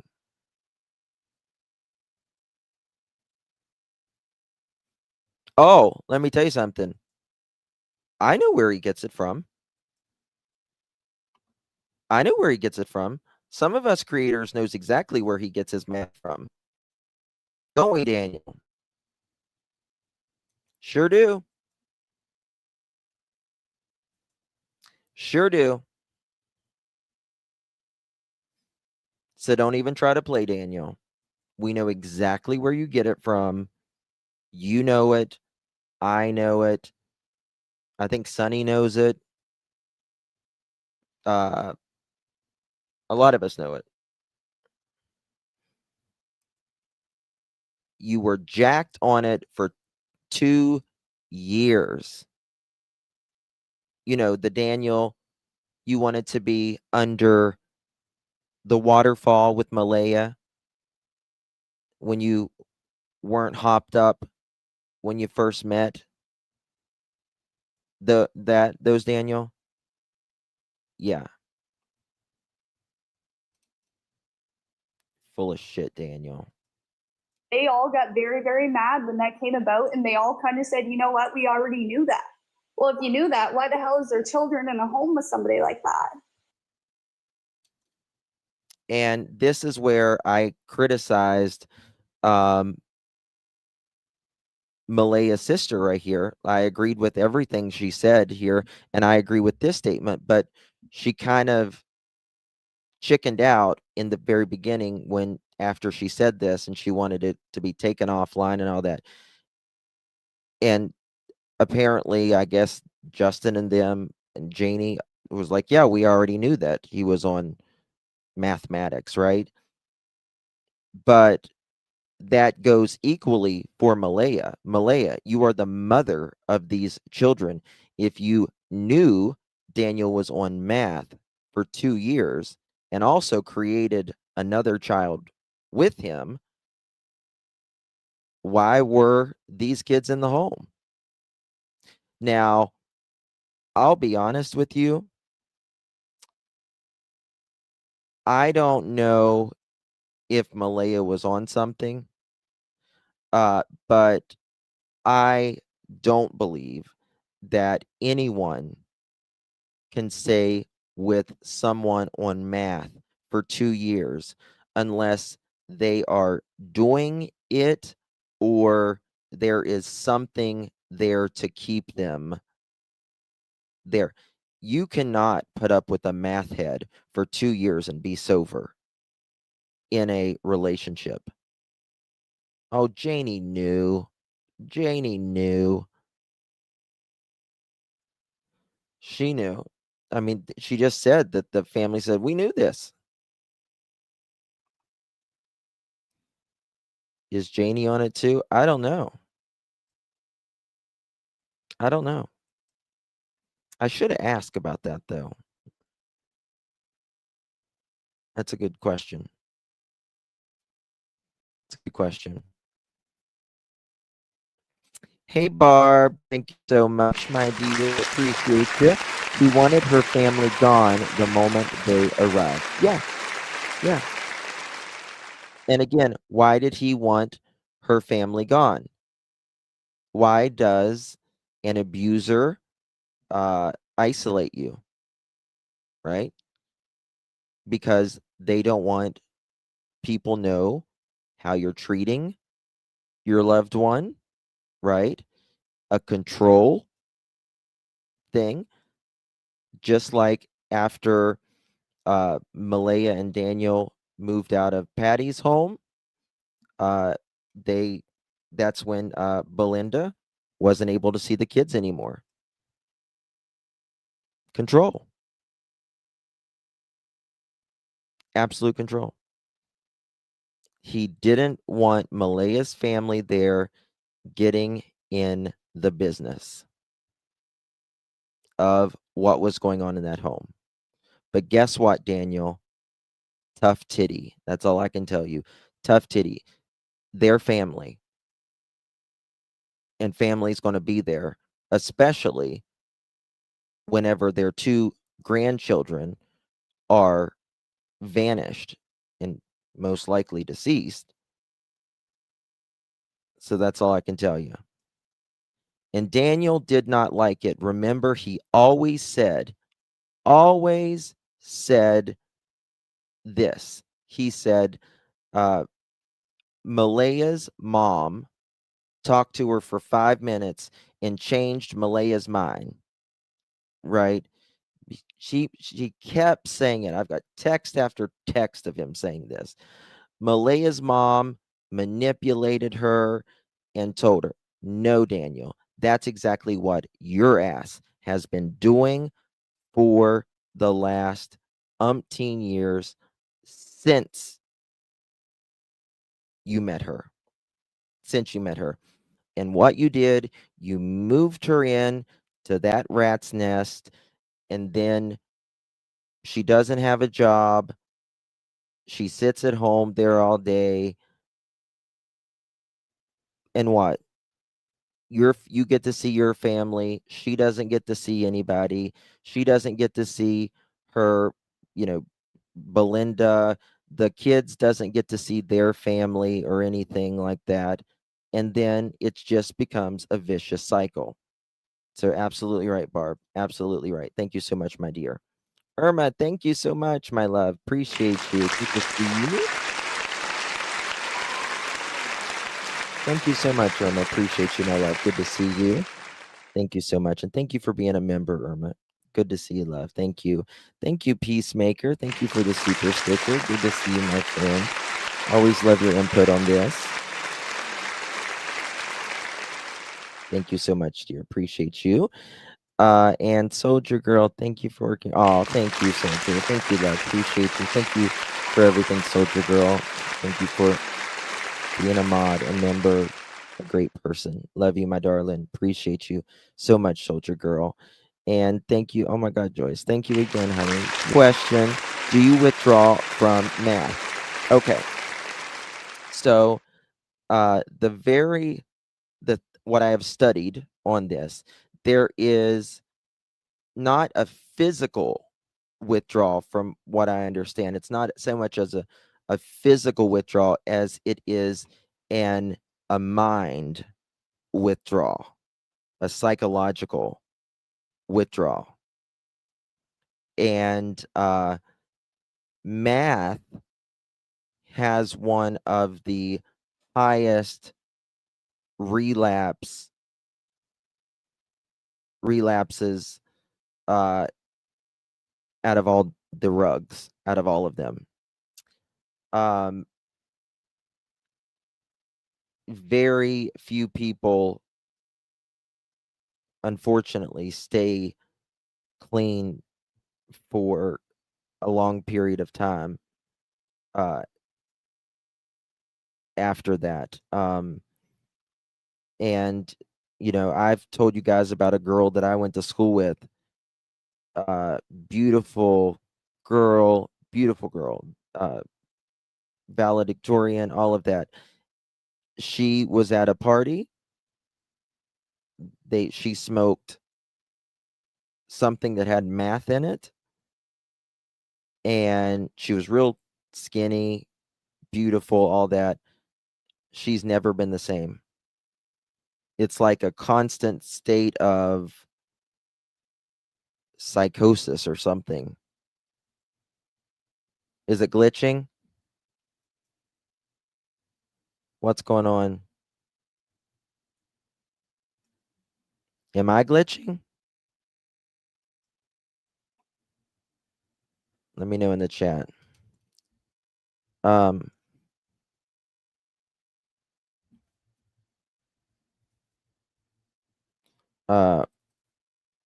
Why? Let me see here 1 second.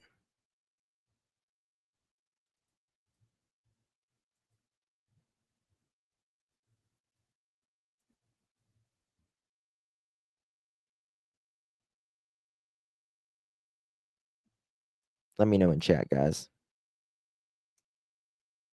It's okay now? Mine buffered twice, but fine now. It stopped. Okay. It's so weird. It's so weird. All right.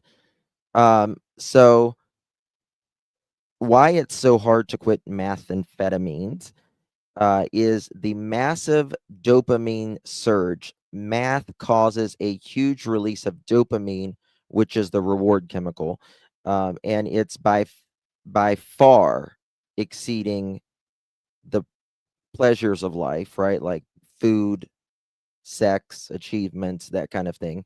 Over time, the brain adapts by reducing dopamine receptors and natural production. So everyday life feels flat and joyless without math.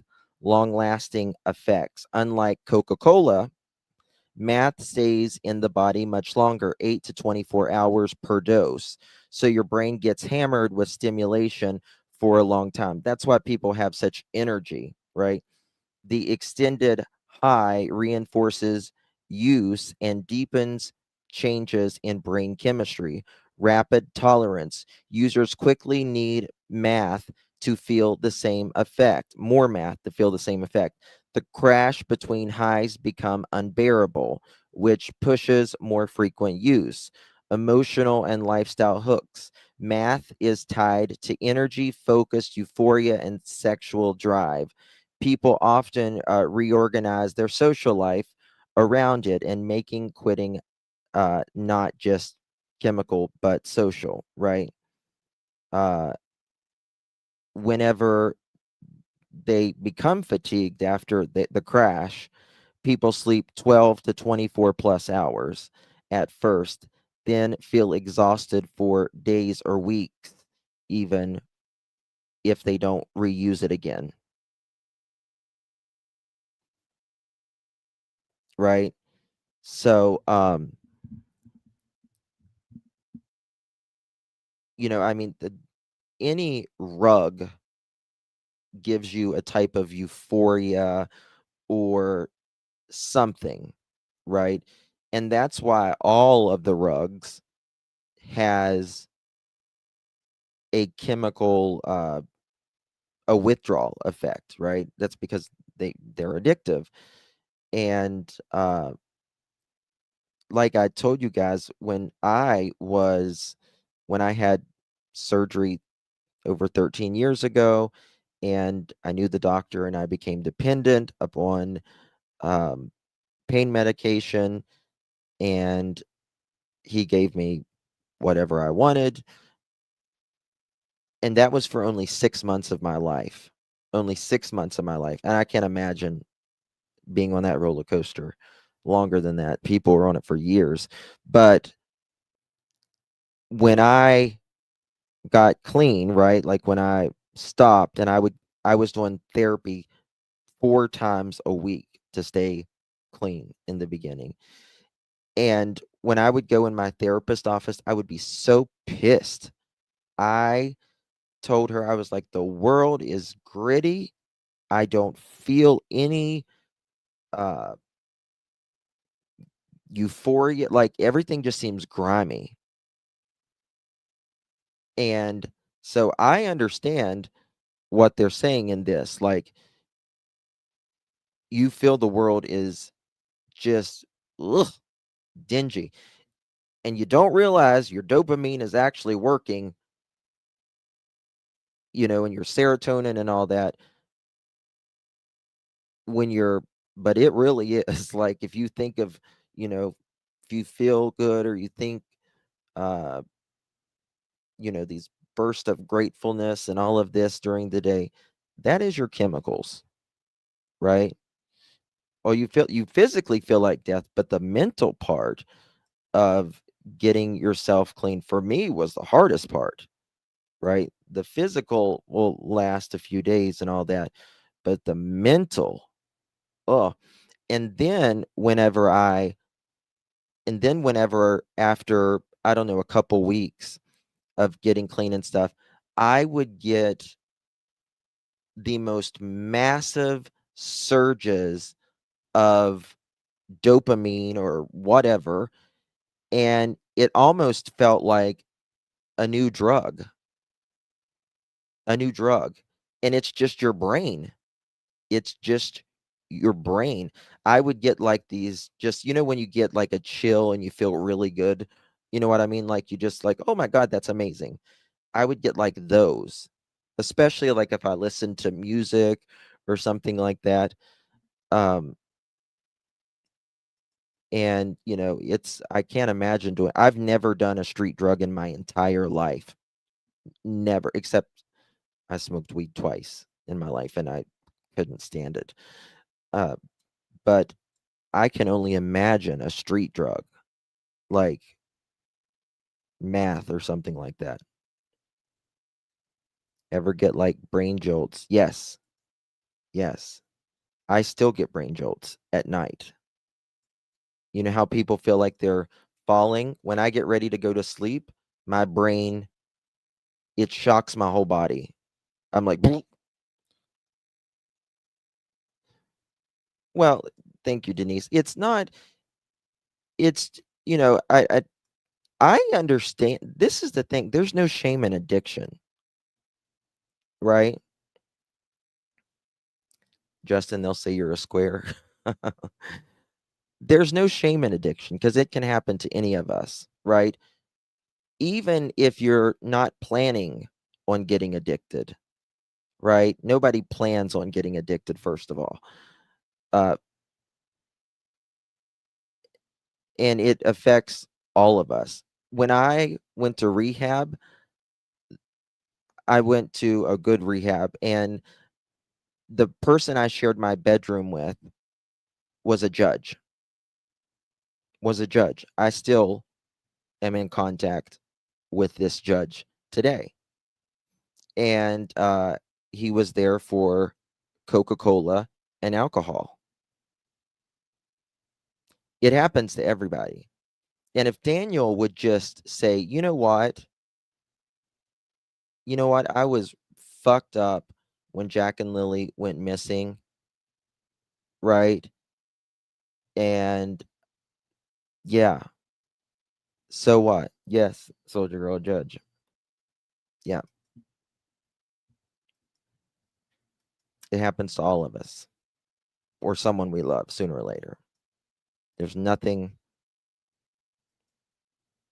And sad, one of the things, I'm going to get back on this in just one second, but one of the things that is, there's only 2 rugs that can unalive you from withdrawing. One is alcohol. It's legal. And it will literally, when you're detoxing, stop you from breathing. And so when I was at the rehab, because I'll just say the judge, I was going to say his name, was becoming, he was dependent on alcohol for so long. They did like special care to him, because if you're on addicted to alcohol, or like Xanax and Valium, those can unalive you, and they're both legal. The only 2 rugs withdrawing from that can unalive you is alcohol and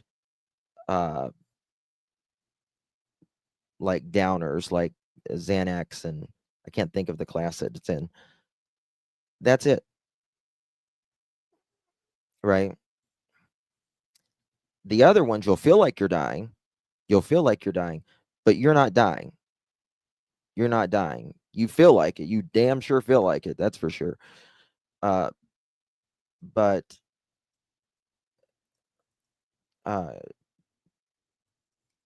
it just becomes a cycle. Addiction becomes a cycle, and it's bad. All right, let's finish. Well, we got a lot to talk about still. Well, if you knew that, why the hell are the children at home? Okay. Like, why aren't you protecting the kids that way? So Malaya broke at the end of the driveway. She was crying, and I was like, like, what's going on? And she wouldn't talk. And I looked at her and I said, now's the time to talk. Like, you fucking talking. Like, what's going on? And she broke down, and that's what it came about, that he was doing that. So that fueled the family fight that there was. And I mean, yes, Janie, or whatever her name was, did go at Cheryl. Logan was trying to fight everybody in the driveway. They kicked us off the property because we found out something that nobody was supposed to find out, right? They kicked us off the property because we found out what no one was supposed to find out.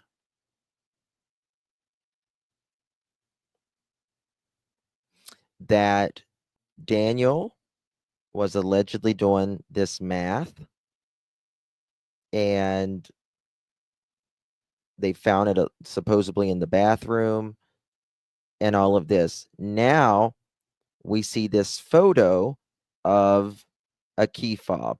It is a key fob, I can tell you. If you don't believe me, take the picture to a dealership, tell them to look at it. They'll tell you it's a key fob. I can tell you because of the components that's there. We had been asking him questions about these allegations of drug use, and he responds essentially saying, look, he's got nothing to hide. He acknowledged, yes, he's done meth and other drugs in the past, but he doesn't struggle with them. And the way he explained it to us was he was attending Narcotics Anonymous essentially to clear his name. What do you make of all of the speculation that's going on? So many people are waiting. Well, I can already tell you the drug party is absolute bullshit. Yep. And I even asked the RCMP, give me drug tests. I asked CPS, give me drug tests. Yep. They said, Listen no, it's to not a this. concern. We're not going to do that.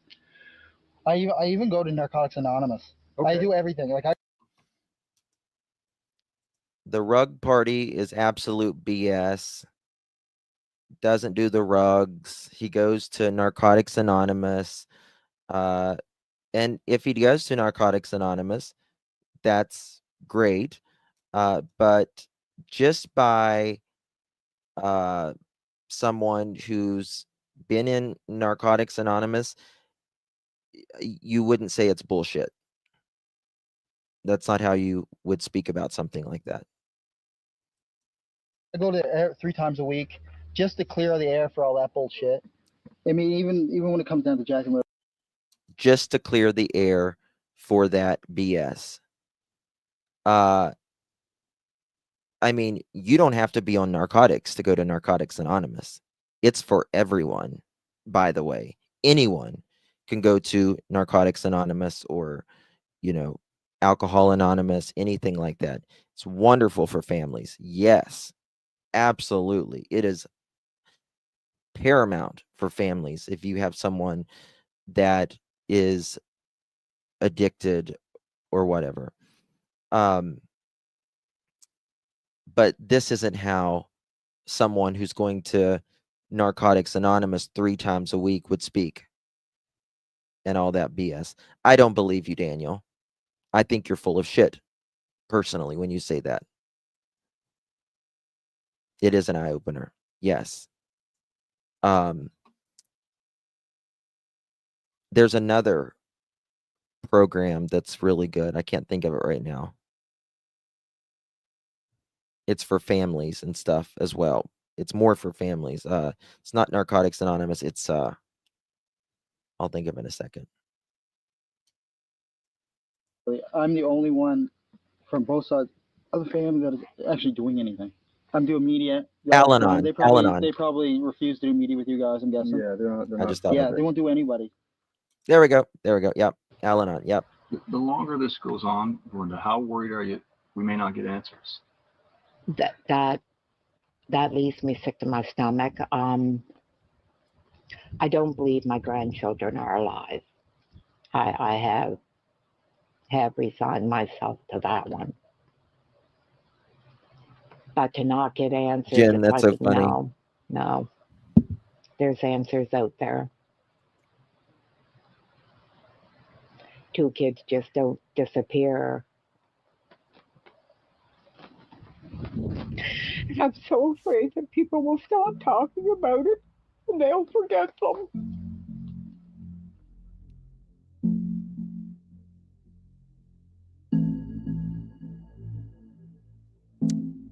I heard more pain from Belinda in that one segment than I have ever heard from Malaya or Daniel combined in the last 5 months. Yesterday was 5 months. Hunter S. True Crime, great job on that. Thank you so much, my friend. Y'all, please sub up to Hunter S. True Crime. I am going to put that link right now in the description. And so you guys, or the replay crew, can sub up to them. All right, let me see here. Full credit. Hunter S. True Crime. They do a great job of clipping those videos together. Link is in the description now, guys. Okay, now moving on here. Let's go. All right, so talking about this. Let me pull it up. What did I do with it? Did I exit out of? Okay, no. All right. This is a key fob.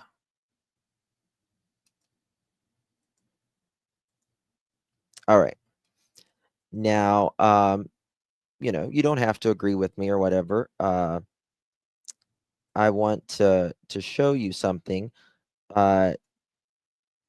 Drunk Turkey Show, which I am going to put his link in the description as well. Bear with me. I'm a one-man band, y'all. 1 second. Full credit. DT Show. He, Sonny did a really good live last night. I got to watch it this morning, some of it, and she got this from someone, this photo from someone.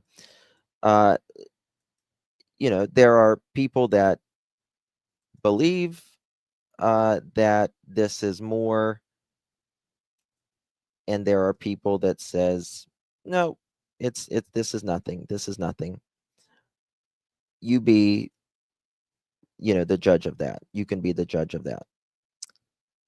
DT, why do I keep doing that? My goodness. DTS today did, okay, alive. I'll get it in a second, y'all. Pardon me. I'm so sorry. I got so many things here. And I want you to see both sides, just to be fair. I'm going to put his banner in here. Link is provided in the description.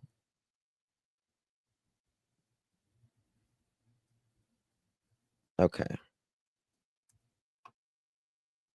This is what he says. I do agree with him that it is not a phone. That I do agree with. Not a phone. Okay. It's definitely not a phone. I promise you that. Here we go. This was just a little bit ago. Recreated the photo with another item. Oh, hold on. I had it way too fast. Slow it down here. Some point, and then some of Malaya's family members took a photo of some items that were left on a water heater that was inside of the bathroom after Daniel had left, and indicated that this was some sort of either burner phone alongside with some drugs. And well, we wanted to break that down and look at those things and see. Susie Q, honey, praying for you. God bless you. I'm so sorry about your mother-in-law. Get some rest. Take your vitamins. Stress is really hard on your body. And so make sure you take some B vitamins, talk to your doctor, and C and vitamin D, all that stuff as well.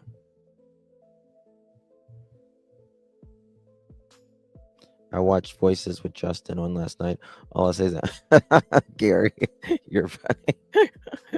We love you, Gary. Is that actually what's going on? I've contacted Daniel. He's reached out to me, told me what it was. He's actually recreated the photo with another item, and I'll let you guys be the deciding factors. But without further ado, let's break it down. Let's look at it. Let's look in. I'm sorry. I don't think this is a recreation personally. But... So this is Daniel's water heater. And the first thing that you want to notice is you have what appears to be some sort of board, like a micro chip board.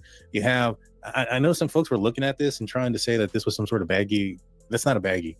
As you can see, look right here, the metallic color on the microchip board.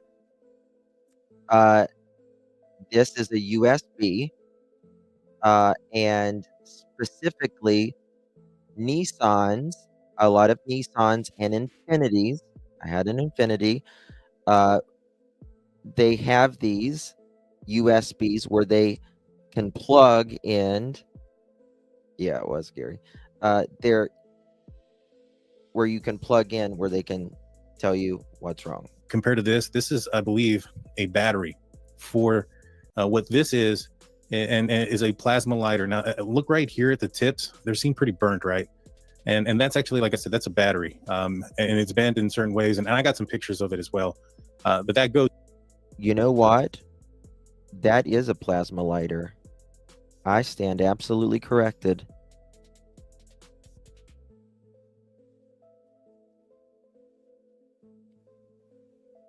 That is a plasma lighter.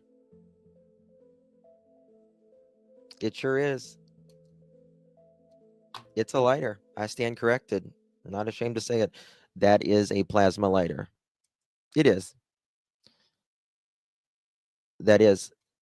It looks like a key fob, but I did not see this part till I just enlarged it. This could be any remote control or key fob. That is a plasma lighter. It's a rechargeable plasma lighter. It's an electric lighter, more or less. That's what a plasma lighter is.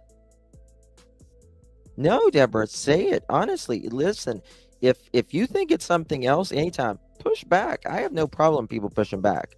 I know a lot of creators are like, don't you fucking tell me, you know, whatever. Listen, no, plasma. It's, let me show you.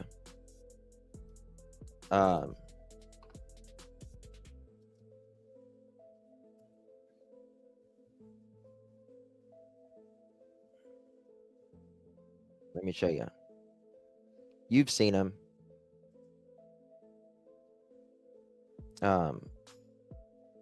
You charge it.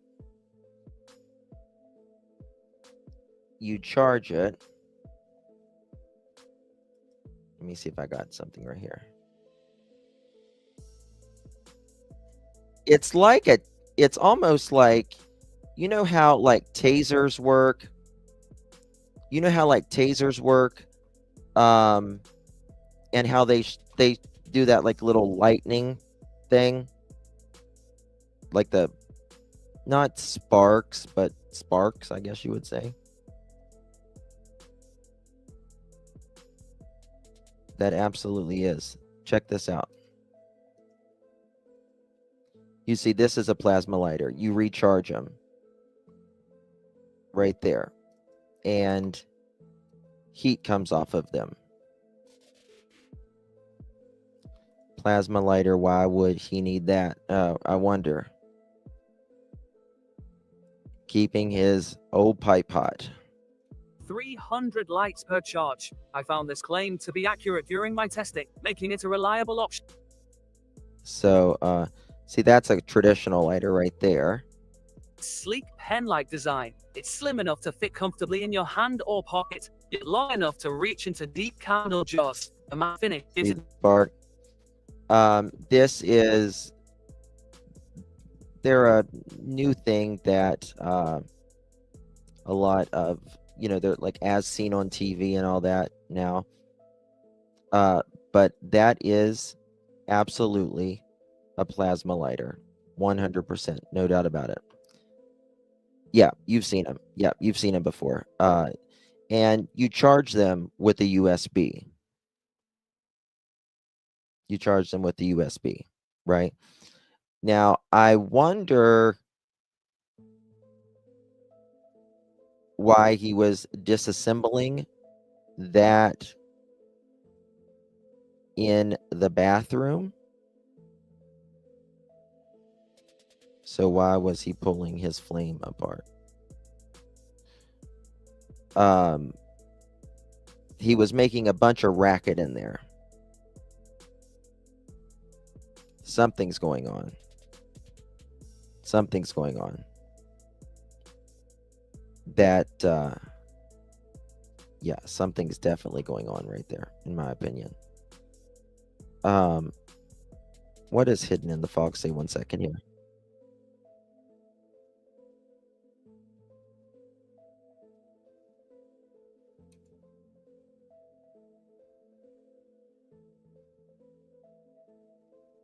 Okay, let's go to hidden in the fog. I'll put her link in the description here.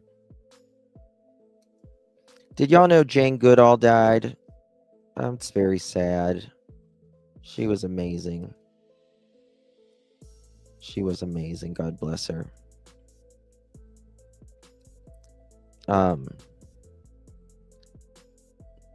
Janie spun the wheel of the. She probably got it from Temu. That's a place that would sell those lighters. Damn right. But you know, on Temu they sell, like, you know, the Chinese, like they don't give a damn what they sell. They don't care. They will sell. It doesn't matter if you need a frying pan, some lingerie, baked beans, douche, lawn chair, a dildo in the yardo. They sell it all. And, like, you know, they sell all the math lighters and all that on here. Danny, got you a Christmas present, darling. Got you a lighter that will never ever go out, honey. Here you go. Was he trying to light a pilot light? No. He was trying to light his own pilot to get him off the ground. You know what I mean? Yes, so sad. I had the opportunity to sing to her and welcome my territory. She sent me, oh, that's so amazing, Star Child. That's so amazing. Well, you guys know I have a monkey, and you know, primates are very important to me. I love learning about them and all that. I used the torch lighters in the wind. Yeah. He was already flying. Yeah. All right. Credit goes to our friend. One second. Can y'all see that? Credit goes to our friend Hidden in the Fog.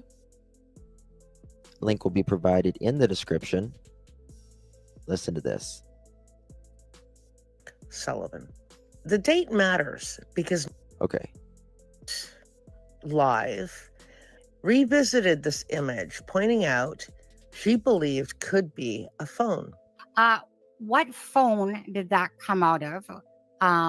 That device here. Here, let me make it bigger for you guys. Okay. You see this device that was sitting? This is the bathroom inside of Malaya and Daniel's trailer. Okay. There's some keys over here that are really muddy and dirty. What kind of keys are those for? I was going to ask, since you're here. I mean, if you just want to answer, that would be great. Daniel would not answer it last night. What were you doing? Was this why that loud noise was happening? And it wasn't actually that you were doing meth in the bathroom and that you were taking apart a phone? Is that possibly what this is? Because again, the timestamps here, May 2nd, 8:57. She explained the photo came from Haley, who is Malaya's half-sister. Malaya Brooks Murray is the mother to Lilly and Jack Sullivan. The date matters because May 2nd was the morning Lilly and Jack Sullivan disappeared. Sure does matter. Now, followers of Hidden in the Fog, this channel, might remember a live stream when Haley revealed something quite stunning. If you recall, she had said a substance was found in the bathroom right after Daniel walked out of it. That too happened on May 2nd, inside the trailer where Daniel and Malaya were living at the time. So like he was wrestling some things around in the bathroom. And we went in to kind of investigate after him. And there was drugs. Drugs was involved, and that's what fueled the family altercation in the driveway. And I'll be the one to say that because I got so freaking mad after this was found out, because then I said to him, I said, that's exactly why you're acting the way you are, running around like a madman, acting like you're doing everything and everybody's just sitting back, like relaxing. Like nobody was, but nobody was running around like a chicken with their head cut off because we weren't on drugs. Do you know what I mean?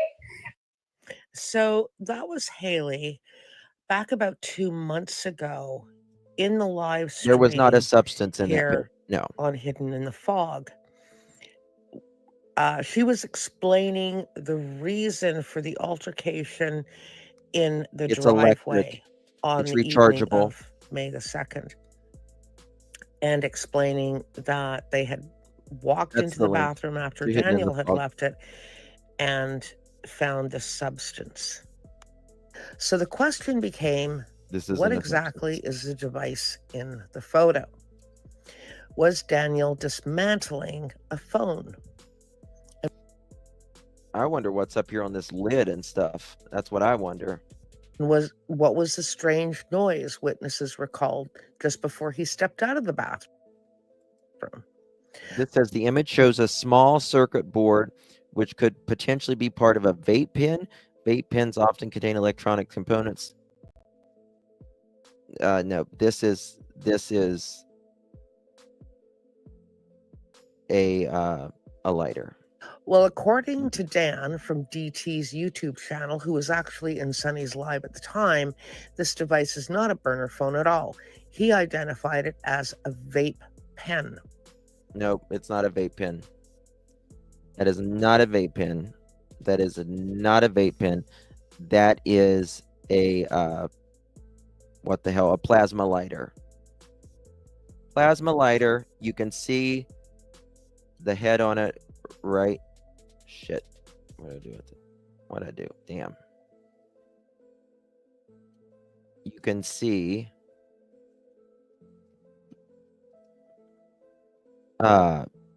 it.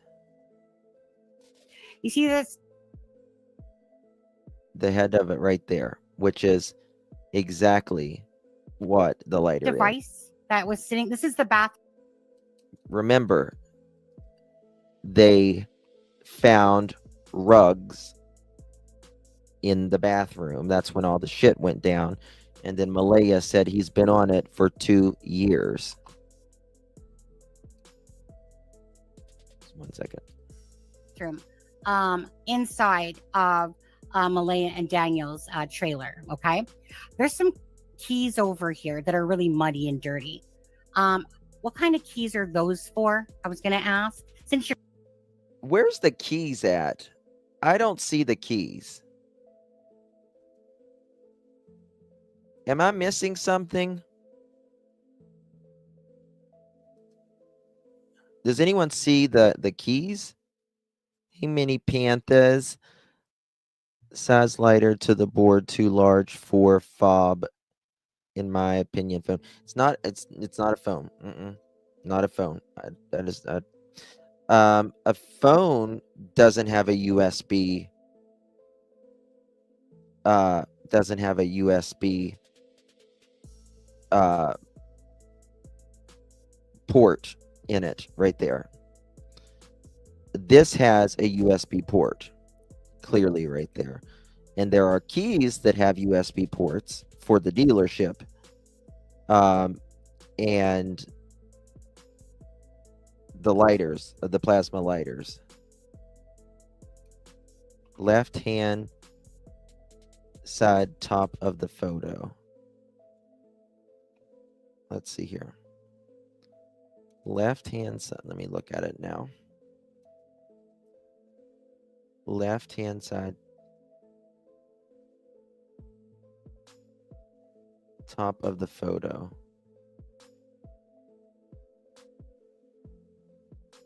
I don't see it. Like, I don't see keys. Maybe I'm. Is the keys right there?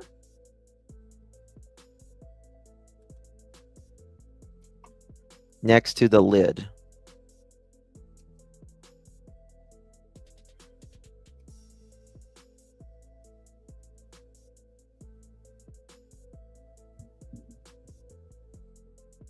I see this blue thing right there. I see this. I see the lid. But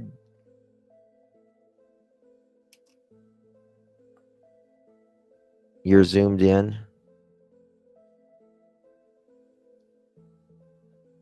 By the lid, Justin. It's cut off in the photo here. Okay, let me go look at my photo and then I'll. Oh, I see him. Hell yeah, I see him. Yeah, it's not in this photo. Look at this. Check this out. Oh, yeah. Oh, yeah, they're right here. He's right there. Look at there. Yep. There's the keys. There's the keys. Yep. Why are they muddy? Good question. Good question. I wonder why.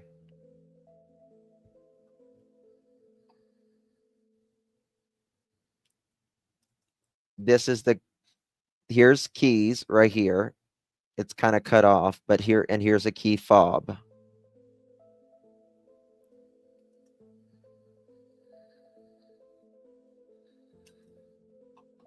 You know what we need to do? We need to see what kind of key fob that is. Is that for a four-wheeler? Is that for a key? Well, four-wheelers don't have key fobs, does it? Wondered that myself.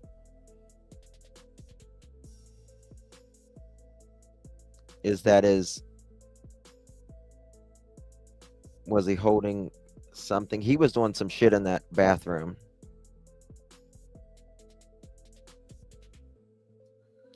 That's what I said, mini Panthers. You know something, that, remember I was talking to you guys about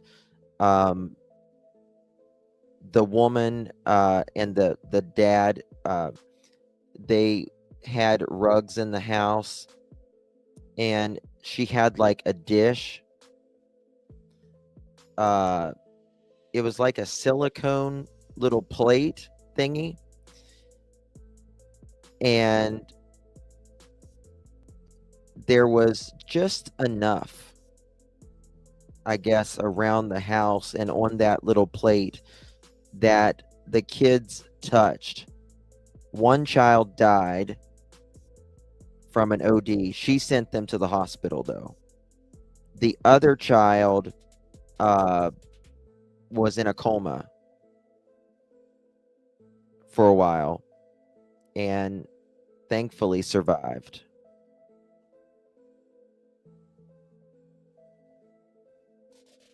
It does look like a candy lid, but you know, people get creative.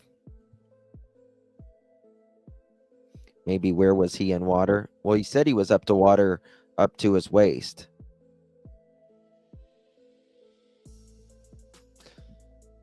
I think we need to look at places. Oh no, it takes about the size of, for a 4 and a 6-year-old, something less than the size of a half of a grain of sugar or salt. That's it. Is that a shirt? Yes, it is a shirt on the back of the hot water tank.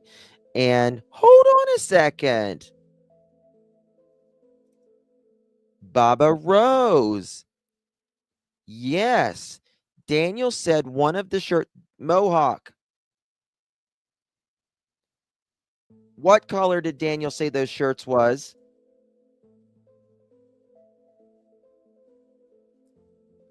Blue and what? We only got 769 likes. Let's have a chicken party tonight, y'all.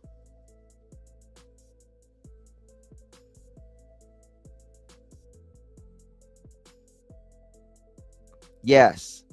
The one he said Malaya had. Chin, don't go.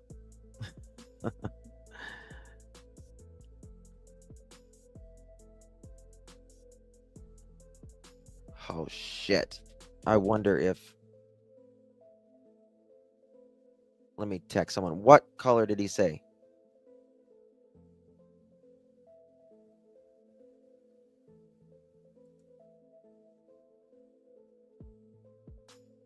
The white bag between the spring and the fob is a bag of dope, someone said. I don't know.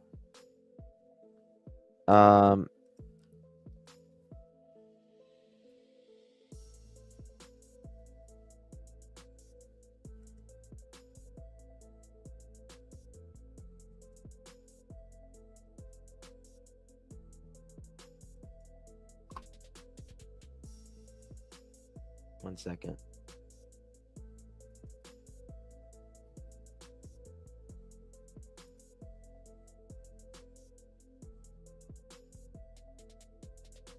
Where's Daphne at?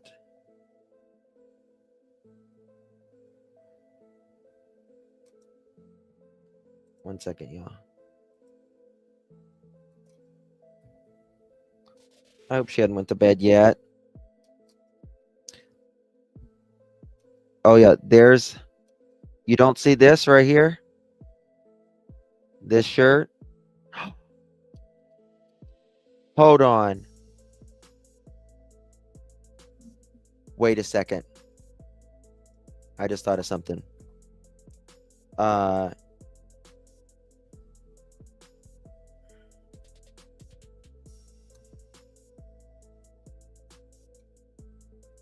Fuck.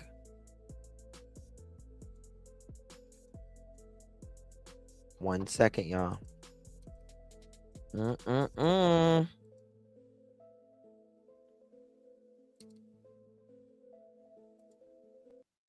Baba Rose might be on something here.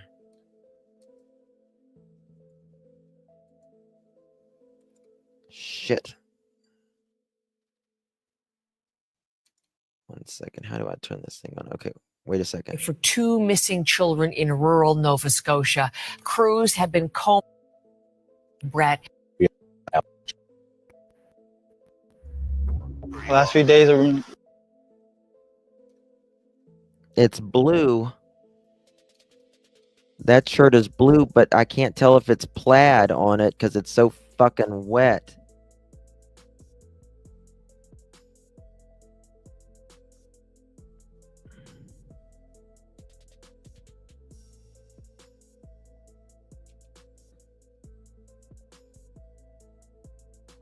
Yes, you are right. Always late, you are right. They do have silver on it because the key fob to the infinity, it's kind of like a long oval, and then it's got silver buttons.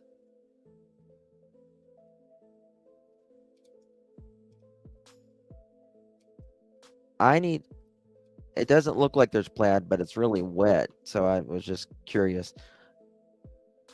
Does anyone remember? It might be boxer shorts. It could be boxer shorts. Regardless, he's there doing something he shouldn't be, in my opinion. He could have wrapped it around his waist. Let me show you.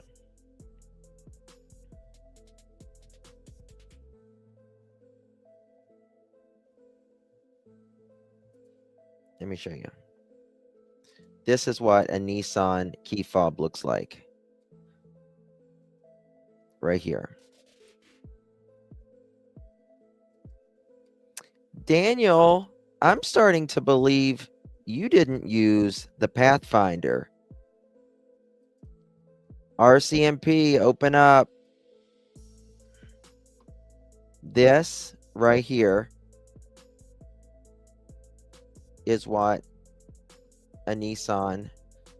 I mean, here's a one that's black, but it's got silver right there. But 99% of them look like this. They all look like that.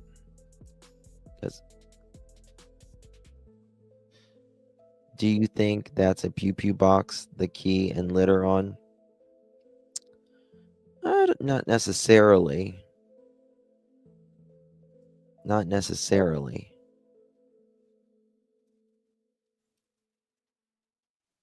What does Janie and Daniel drive? Well, Daniel,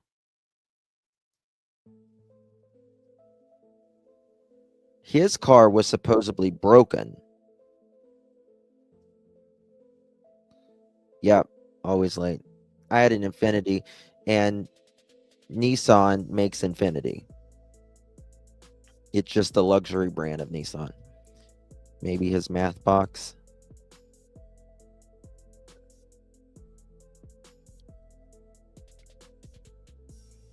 Y'all, we're getting in a rabbit hole. But I'm here for it. Let's get this on the road. Andale. All right, let's go back to this. Because there is clearly a key there. Clearly. I'm not saying nothing. I can't quit laughing. What are you laughing at? What are you laughing at, soldier? You're here. I mean, if you just want to answer, that would be great. And then what were you doing? Was this why that loud noise was happening? And it wasn't actually that you were doing meth in the bathroom and that you were taking apart a phone? Is that possibly what this is? Because again, the timestamps here, May 2nd, 8:57. She explained the photo came from Haley. Y'all are funny. Who is Malaya's half sister. Malaya Brooks Murray is the mother to Lilly and Jack Sullivan. The date matters because May 2nd was the morning Lilly and Jack Sullivan disappeared. Now, followers of Hidden in the Fog, this channel, might remember a live stream when Haley revealed something something like that, yeah. Stunning. If you recall, it's funny. she Either had way, it's said funny to me. a substance was found in the bathroom right after Daniel walked out of it. That too happened on May 2nd, inside the trailer where Daniel and Malaya were living at the time. So yeah, so like he was wrestling some things around in the bathroom. And we went in to kind of investigate after him. And there was drugs. Drugs was involved, and that's what fueled the family altercation in the driveway. And I'll be the one to say that because I got so freaking mad after this was found out, because then I said to him, I said, that's exactly why you're acting the way you are, running around like a madman, acting like you're doing everything and everybody's just sitting back, like relaxing. Like nobody was, but nobody was running around like a chicken with their head cut off because we weren't on drugs. Do you know what I mean? So that was Haley back about 2 months ago in the live stream here on Hidden in the Fog. She was explaining the reason for the altercation in the driveway on the evening of May the 2nd, and explaining that they had walked into the bathroom after Daniel had left it and found the substance. She seems like a good girl. So the question became, what exactly is the device in the photo? Was Daniel dismantling a phone? And what was the strange noise witnesses recalled just before he stepped out of the bathroom? Well, according to Dan from DT's YouTube channel, who was actually in Sunny's live at the time, this device is not a burner phone at all. He identified it as a vape pen. It's not a vape pen. Wanting more clarification, it's a lighter. I actually ran the photo through AI and Google Photo ID. The results were consistent. While it could indeed be a vape pen, what matters most is it is definitely not a phone. So was this really the object Daniel was handling that morning? Who did? Who knows? Disclose what, Susan? However, the device, the substance in the little packet, I don't get it either. There on the left side. I don't get it either. According to AI, that's a USB port. That's 1,000% a USB port. According to Google Photos, and according to Dan from DT, these things are consistent with a vape pen. It's not a vape pen. So it would appear that this is, in fact, a vape pen. Personally, I'm a tech idiot. And also, bear in mind, this is a photo. That is a lighter, whatever the hell they're called, plasma lighter. That's what that is. Size is really difficult to judge based on a photo, but personally, if I just simply took a look at this What do you photo, it mean, looks where's to the me blanket, like the honey? insides of a phone. What do you mean? I wouldn't, and I've never actually seen a vape pen in my life, so I don't even know what they look like. And this would just, to me, be associated with a device like a phone. But if we were to actually see the size itself, yeah, I mean, we might and Sonny might have said, "Oh, that couldn't possibly be a phone. It's too small." But again, from a photo, size is very, very difficult to judge. I also want to just clarify too that Haley actually never even mentioned a device when she was on the live. She was only mentioning the substances, and possibly because she was really coming up in the live to, as I said before, explain. I wonder if he was, let's say it is a lighter, or not a lighter, a vape pen. Well, can these people smoke? Like, could he be trying to smoke? Well, a plasma lighter is basically a taser. But could he smoke the math? Like, if he didn't want people to smell it? Yeah, lots of vape pens have USB ports. That is true, yeah.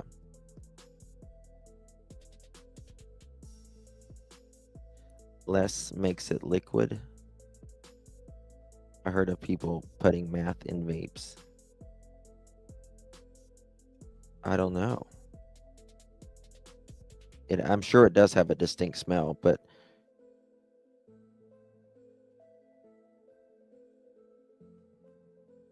yeah, it's got the little. Where do they get the money to buy that crap? Well, they had allegedly had grandma's credit card that day. Isn't that something? Smells like plastic burning. Lord have mercy.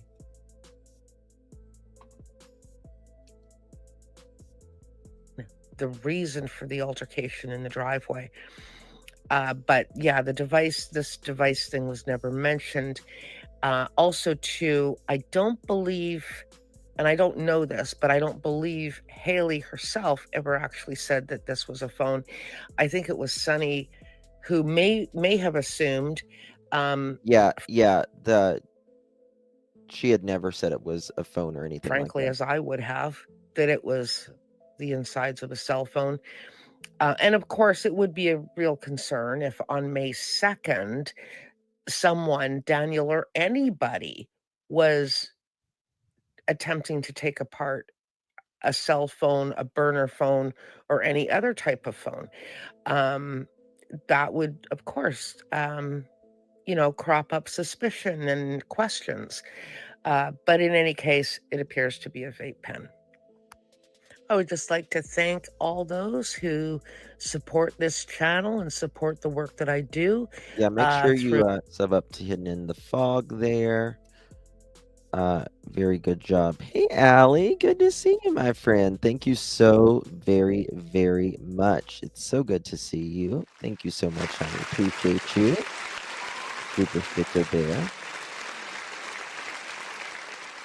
Sorry, we were looking at the hot water tank. I thought math smelled like cat piss. I've never smelled it, so I don't know.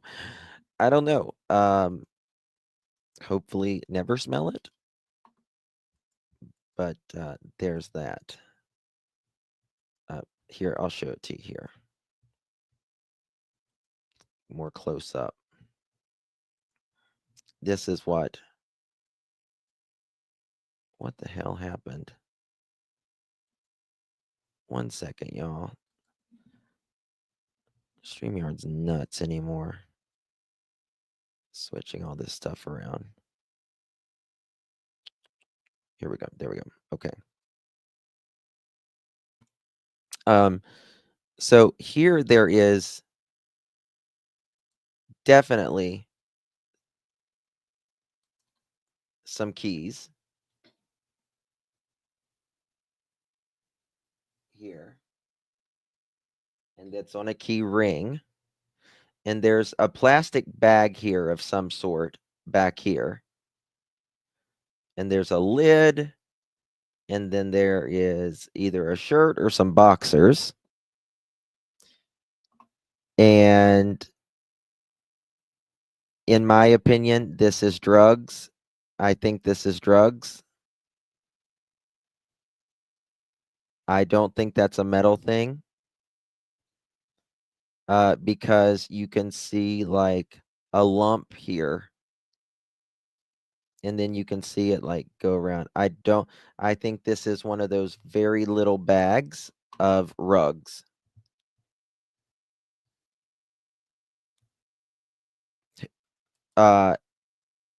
This is who took the picture was the person who wanted to go into the bathroom whenever, like a dime bag, yeah.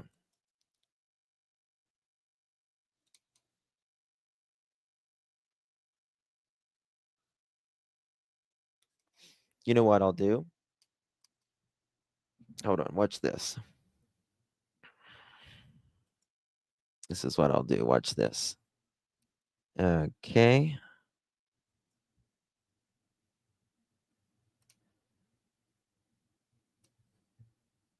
Save. All right, watch this.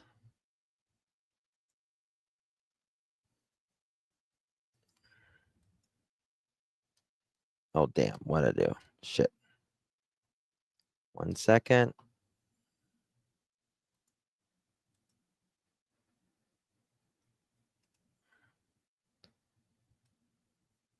This is a rug bag. It is. You can see the top almost like folded up, like where you open it, where the little zippy thing is.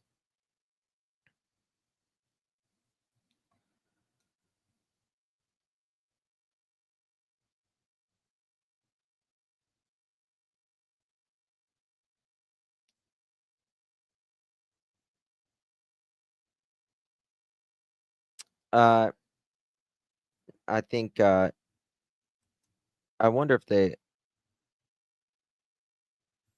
got any other pictures of it. So let's look at this. See if I can mess with it a little bit. 1 second here. You can tell there's something in it. And I'll be honest, I don't know what math looks like. Let me try this down here.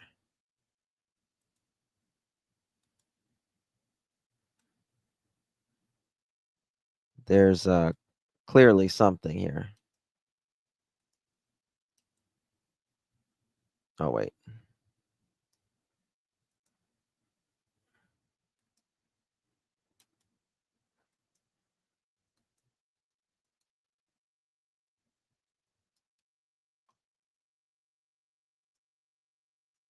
There's clearly something here, though.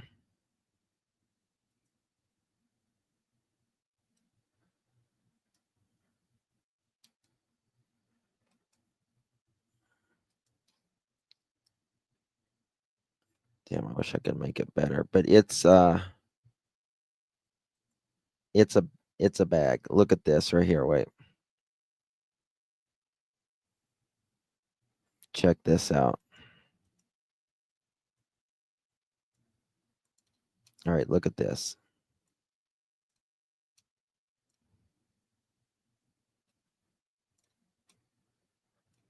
This will do it better.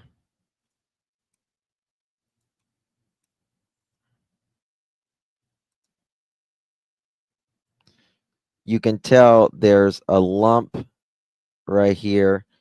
You can see that there's something over here, and you can see like a powdery thing here, in my opinion.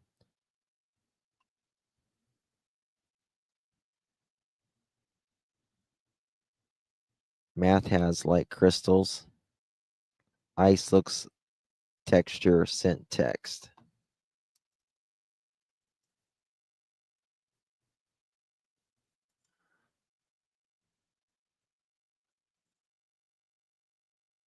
Um,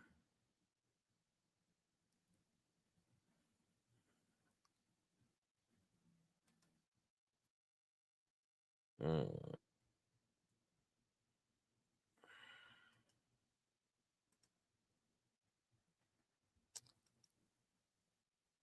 Huh. Not sure if I can show the something that is clearly rugs on there, but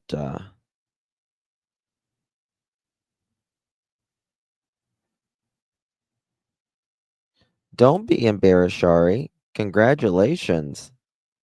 I'm 13 years clean. Rugs are rugs. Congratulations, honey. Good for you. It's the hardest thing to get off, they say. But I have been clean since February 2nd, and it's most definitely a meth baggie. Yeah. What are the white dots around it? Is it just spots on the camera? That's a good question. That's a very good question. It could be dust, it could be dirt, it could be anything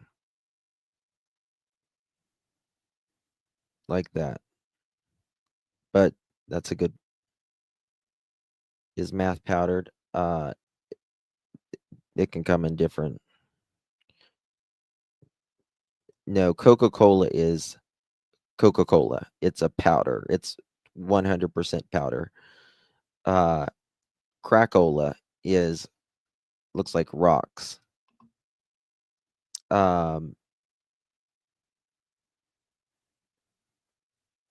Yeah. And then math, I don't know. And that could be definitely be rugs and yeah, because I mean, look here. I mean, watch this. I swear, someone ever sees my search results. I just Googled what typically does rug dealers put math in to sell it? And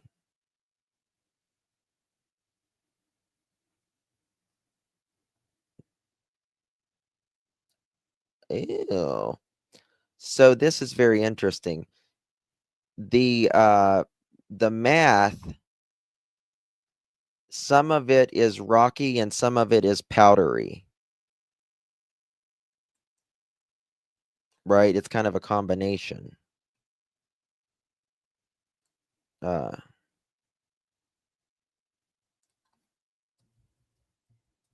Into watch this. See if I can find it. A lot of times they're called jewelry bags and stuff like that.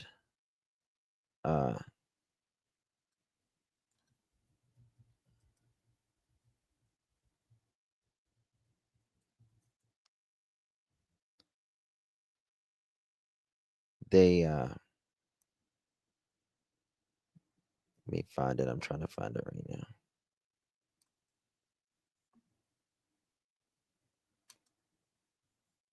Like they'll use these.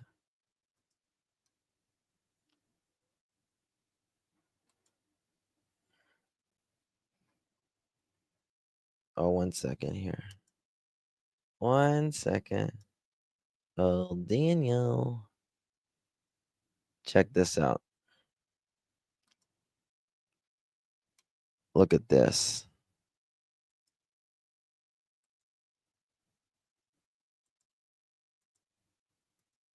Look at this, guys.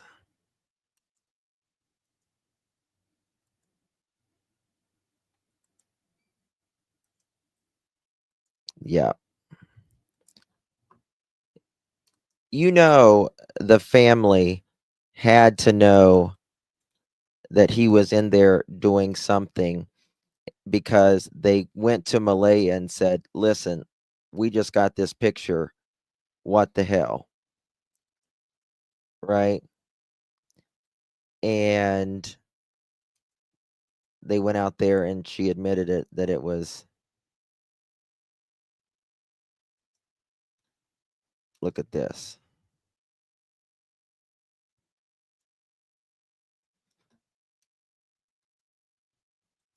Of course, the quality is different, but the size or the color is different, but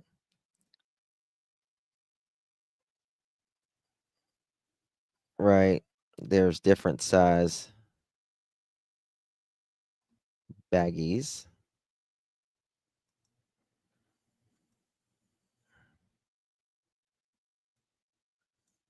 One second. Oh, crap.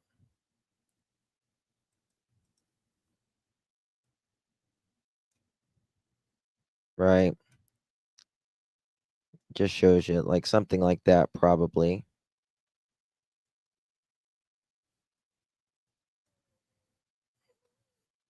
Of course, I don't, there's the scale doesn't match, but look, I mean, they have, look, I mean, look how small some of these bags go.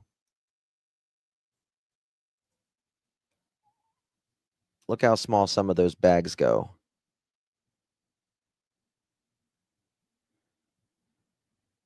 Part of the water heater? Why would, no, it's not part of the water heater.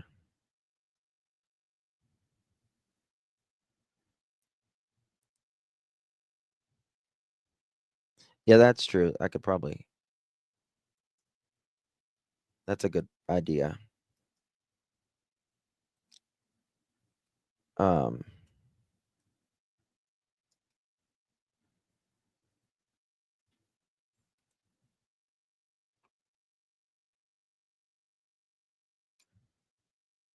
This is a very, very, very tiny thing. Very tiny one.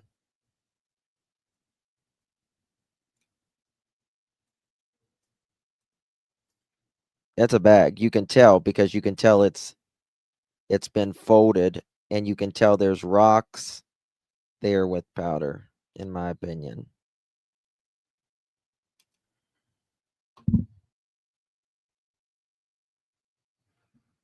In my opinion, he made a weight scale.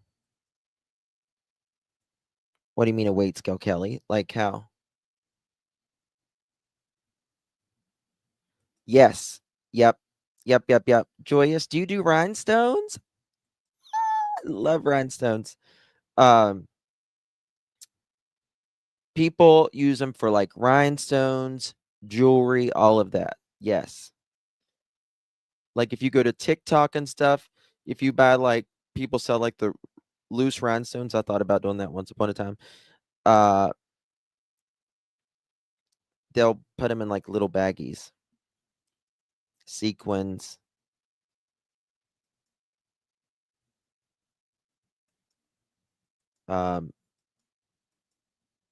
You can use to put seeds in. What's seed balls? What do you mean seed balls?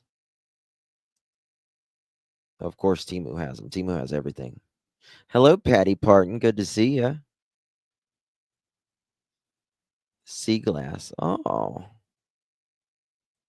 Have them for beads. They come in all sizes. for earrings. Make, yes. I have a wonderful strain of kale. I love my little gardeners in here. I'm a gardener. Good to see you, Patty. Bath salts say no, in my opinion. Craft stores sell them, yes. I use them for crystals. I put in body spray when I make them. Well, I think Daniel uses it for crystals as well, just a different kind of crystals. Allegedly.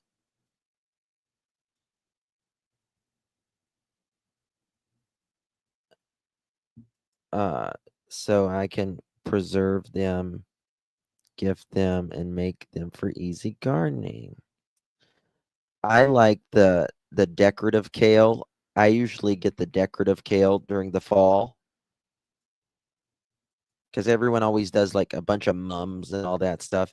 I get the pretty kale, and a lot of times I'll get like the ornamental peppers, and I'll do like an ornamental pepper and some really funky looking kale.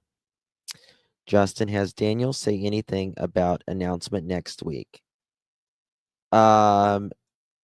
He says that they're done searching. He says he knows everywhere they searched. And then he says he actually doesn't know everywhere they searched. I don't like mums. I don't either. Mums are boring. Denise, I was hoping someone caught that joke. What did you say, Magic? I want to hear the joke. What did Magic say? I love a good joke. Caffeine and math. Holy frick. Might as well snort Ajax. Yeah, pretty much. Pretty much. They don't smell nice either. No, they don't.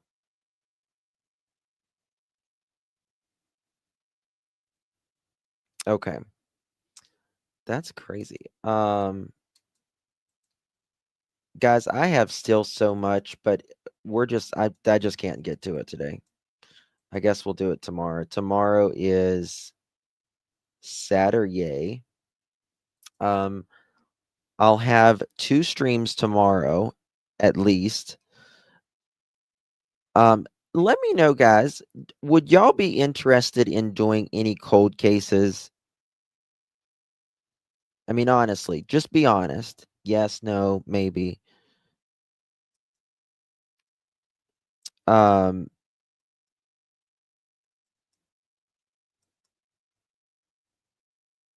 Look up clay seed ball. Oh, I know what. Are you talking about their little terracotta looking clay balls? Is that what you mean? You love cold cases? I thought about doing. I know, Abigail, and I feel really guilty not covering that. I honestly do. I feel extremely guilty not covering Darius. I mean, I've talked about him, but I haven't really covered him.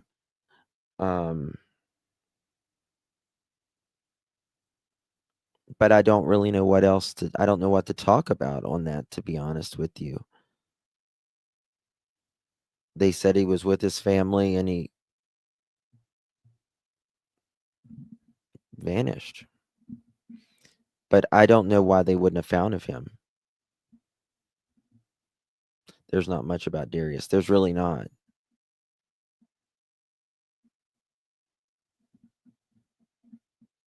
I heard this. Yeah, Emmanuel's not going to be found. Emmanuel's just not going to be found. Maybe, but rather do current cases. Some people either like cold cases or they don't. Right? They either like them or they don't. There's one cold case that I am very interested in. And I've covered it before. Hold on one second.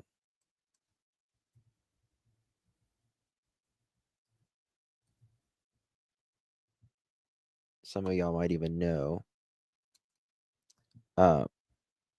what it is, but it's this case right here. It's Missy Beavers. And I know quite a bit about this case. It's one that haunts me. I've never the person in the fitness lady in Texas, yes. I've covered her, but the person, like, it was, first of all, you're in a church and you set up of the morning and it is raining outside. And I don't mean sprinkling, it is a steady fucking rain. And Missy is going to set up her fitness gathering at the church, and you go in early. Well, on camera, there is this short, stalky man or woman, we don't know, while it's raining heavily outside. And I've never had a video creep me out more than that video. Ever. Ever. Creeps me out to no end, this person. To say I'm fired up about this one, guys, that would be the understatement of the She is unalived in just a matter of minutes after someone was there waiting for her. In my opinion, I believe I know who it is. I've covered a lot of it. These are the stories that keep me up at night. Damn, me too, girl. This one does. The missing, the murder. Hold on one Reporter's notebook. What happened at a church? I got to Creekside Church hours before any of the other media. 30 that morning. Was supposed to start. 1 second. For a church is designed. This is the SWAT gear. This is the person that is waiting for her. Shocking. There was a This person is the on that person that's video waiting for her dressed right in here. what appeared to be police SWAT gear, complete with helmet and gloves. All intent It's purposes, he is designed freaky. to look like a police officer. His intent was to look like a police officer. The video shows His the or hers. suspect walking around the church, opening cabinet doors, and that was 30 minutes before Missy even arrived. And once police released that Come video, on, man. it was Oh shit. It just anyway, it just exited out. But that story creeps me out more than anybody. And very strange walk. Very strange walk. In my opinion, I think I know who it is. But you can't. It's creepy. It's a very creepy story. Every time I talk about it, people are very, very interested in it. For it to be a cold case, like, people either love cold cases or just doesn't. And so if you guys want to do that one, we can do that one. I've got a lot of info on it. Now, Missy's father-in-law, he is built just like this person in the prison or the police garb. He's got the same walk. But he was somewhere else. He was somewhere else. In my opinion, it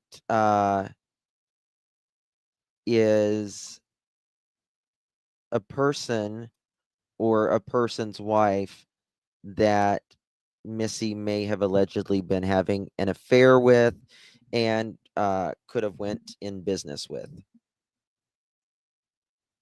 it's a very solvable case, in my opinion. Gave me chills, Justin. It creeps me out. I've never, like, to me, that's like the scariest thing. It's like it's raining outside and you're going into the holiest place, right? Church. And someone beats you in the head. And then you're out of there.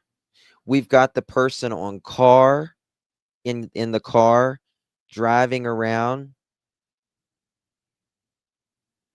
Yeah. I think it's a woman trying to act like a man.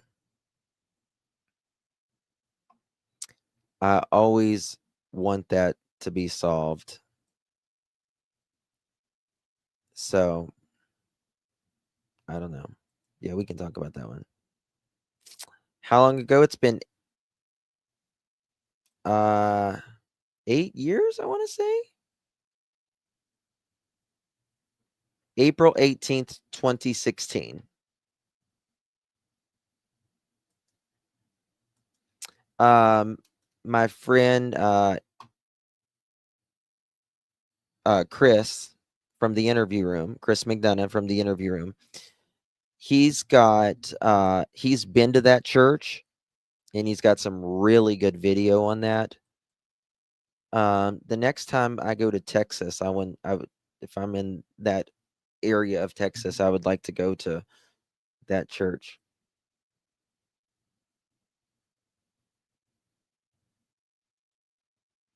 Oh, you can buy cop uniforms anywhere. Anywhere. You can go to anywhere and get it. It's been crickets. So I guess he's doing better. What would the motive be? I think the motive was jealousy or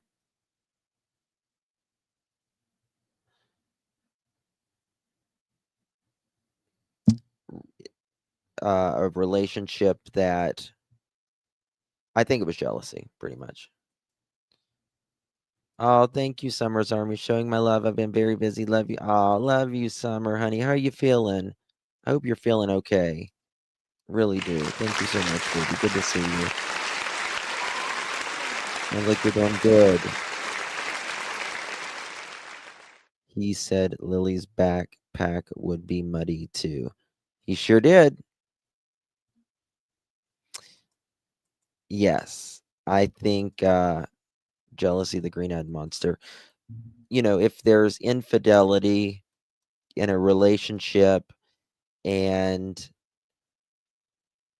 the other person is married, and for instance, if the person's mate is jealous, can't stand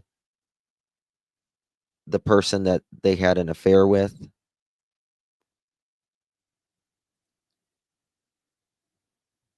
the police did look very tall. You think he looked tall? See, I thought he looked short and stocky.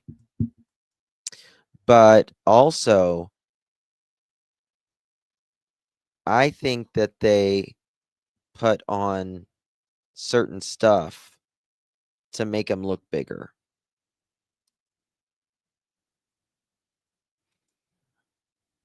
So, if there's any cold cases you want me to look at, let me know.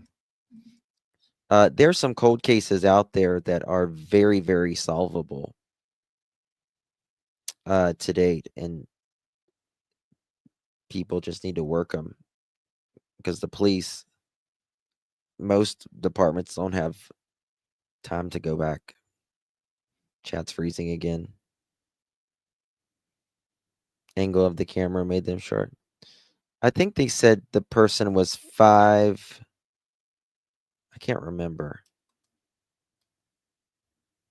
Let me see here.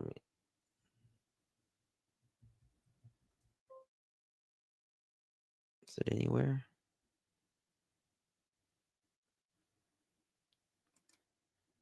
Check something here.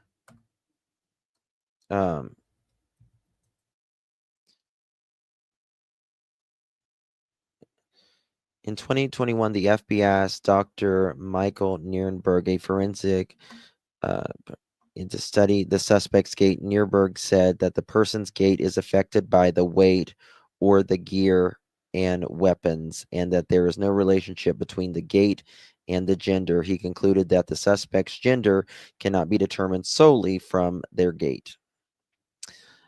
Yeah, we got the car and all that.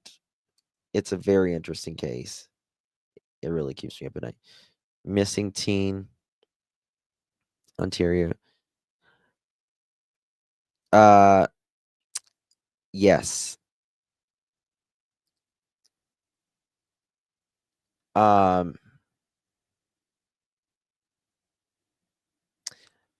think I know that case. I think I was looking into that case. 1 second. Is it Missy or Misty? Misty. Yeah.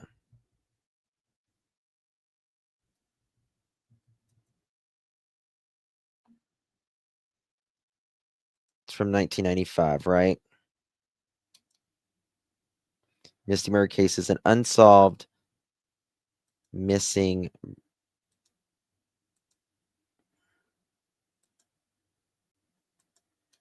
is an unresolved missing persons case.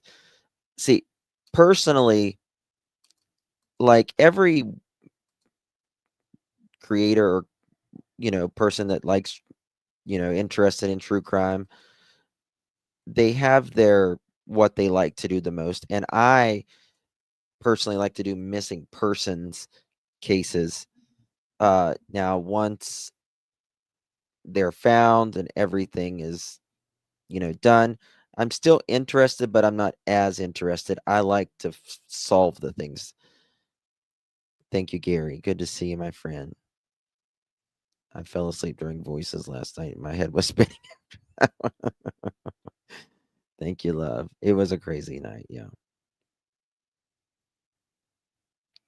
I am definitely sending one of the 2 cold cases that are always in. All right, send it to me. Yeah. Oh, really? Yeah, this is the 16-year-old Misty Murray disappeared after leaving school and was never found. Though several unconfirmed sightings were reported, her adopted father was wrongly charged with her murder, but was acquitted after a short jury deliberation, and the investigation has been criticized as botched. The case remains a cold with a reward offering, and that's why it's so important to not screw up these cases. RCMP and all that. Oh, thank you, Summer. Is today Remy's birthday? No, her birthday was the 23rd. The 23rd of September. Thank you so much, my dear. Appreciate you. Did you hear? Oh my God, I can't see it. 1 second. Did you hear that the 5-year-old from Crow's Nest past Alberta, they have called off the search? Yes, Summer's Army. And I don't understand that. You know what I mean? Like, I don't get it. Like, have they not found anything? How can someone get away that far? Are we not being told something? Like, very suspicious. Not saying anything toward the family or anything, but like where is he? 11 days and they found nothing, so he has passed. Yeah. If he's out there and it's 11 days, he's gone. Oh, Gary, yeah.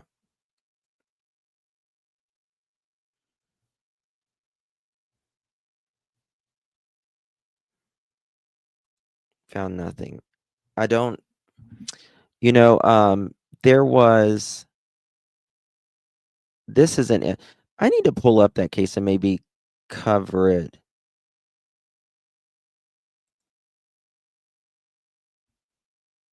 Yes. Yeah. Devin Koontz. But there was a case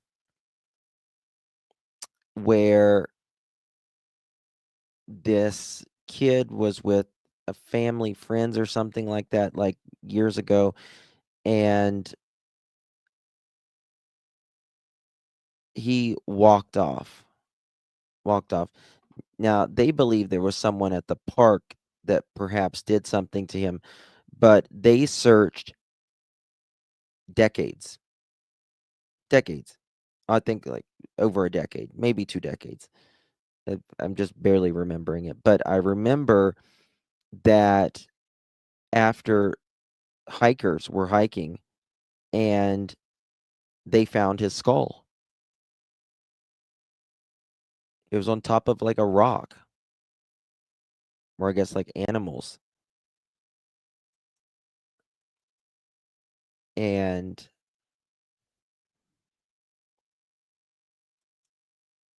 the dad was just broken.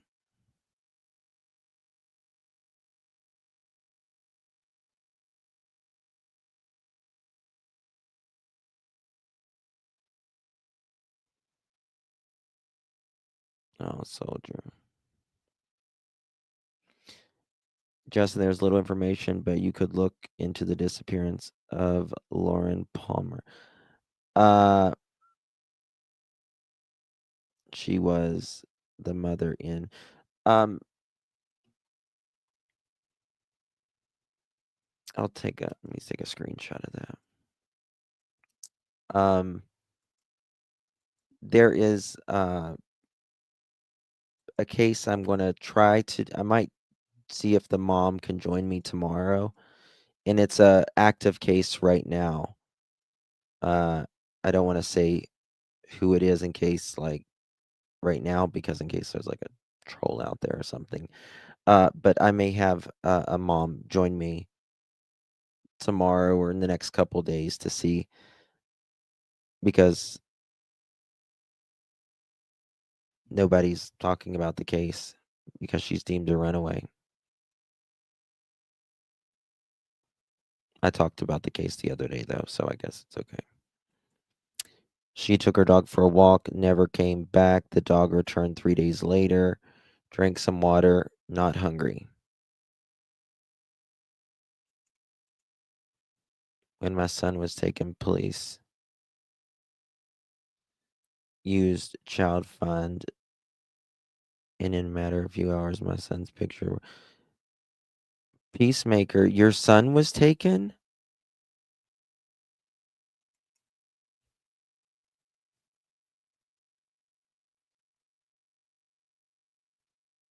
Gabriel Johnson, missing infant from 2010. Yeah.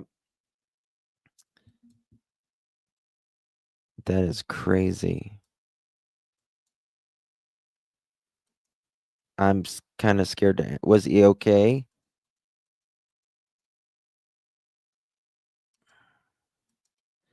I always hate to ask because I'm like,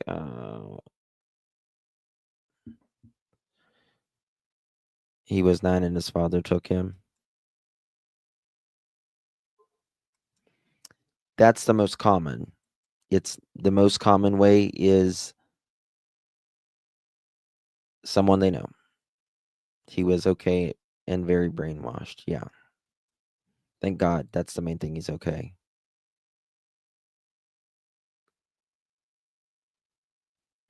For me, not the family friend. Wow. It's crazy. All right, guys, it is 11:16. I have been here almost 3 hours and 40 minutes. I love you guys. You're amazing. I appreciate every single one of you. I really hope RCMP don't let us down. Don't let us down. We'll do what we can. You guys got to do what you can. If you guys need to do the read technique, turn the camera off. Joke. Just Daniel, Malaya, say something. your story has fell apart. And I'm going to show even tomorrow what I didn't get done today. It's going to fall apart even more. Play lady song. Oh, birthday song. Yes. Okay. Plant lady, you mean? All right. It is Plant Lady's birthday. Happy birthday, Plant Lady. The world is your oyster. It's up for you to find the pearls. And guess what, Mother Chicken? We are right here. All of us. Together, one big, happy pearl family. From all of us, from Maryland and all of us, the community, happy birthday, Plant Lady. This is my rendition that I'm going to make a complete ass out of myself of Marilyn Monroe sing to John Fitzgerald Kennedy so many years ago, about the time she was in New York with her skirt flying up to the heavens during that movie shoot. Did you know when she was when Marilyn Monroe, she was married to Joe Manazia, what's his name? Joe whatever. He's a foot or baseball player.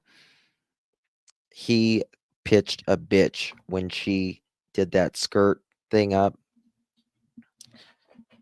And that was the beginning of the end of their divorce. Joyous just had a birthday too. DiMaggio. There we go. All right. Let's all sing happy birthday. I need to get some birthday music.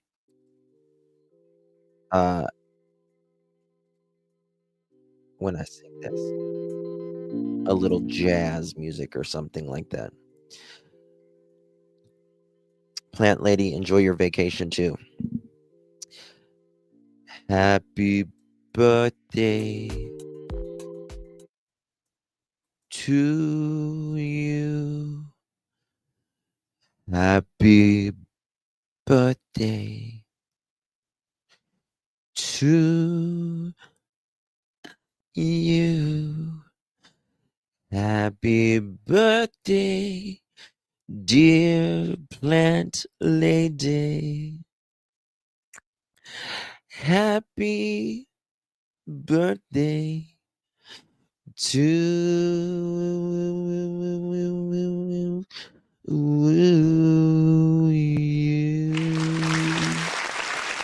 Happy birthday, dear Plant Lady. La la la la la. Happy birthday. Happy birthday, Plant Lady. Much love to you.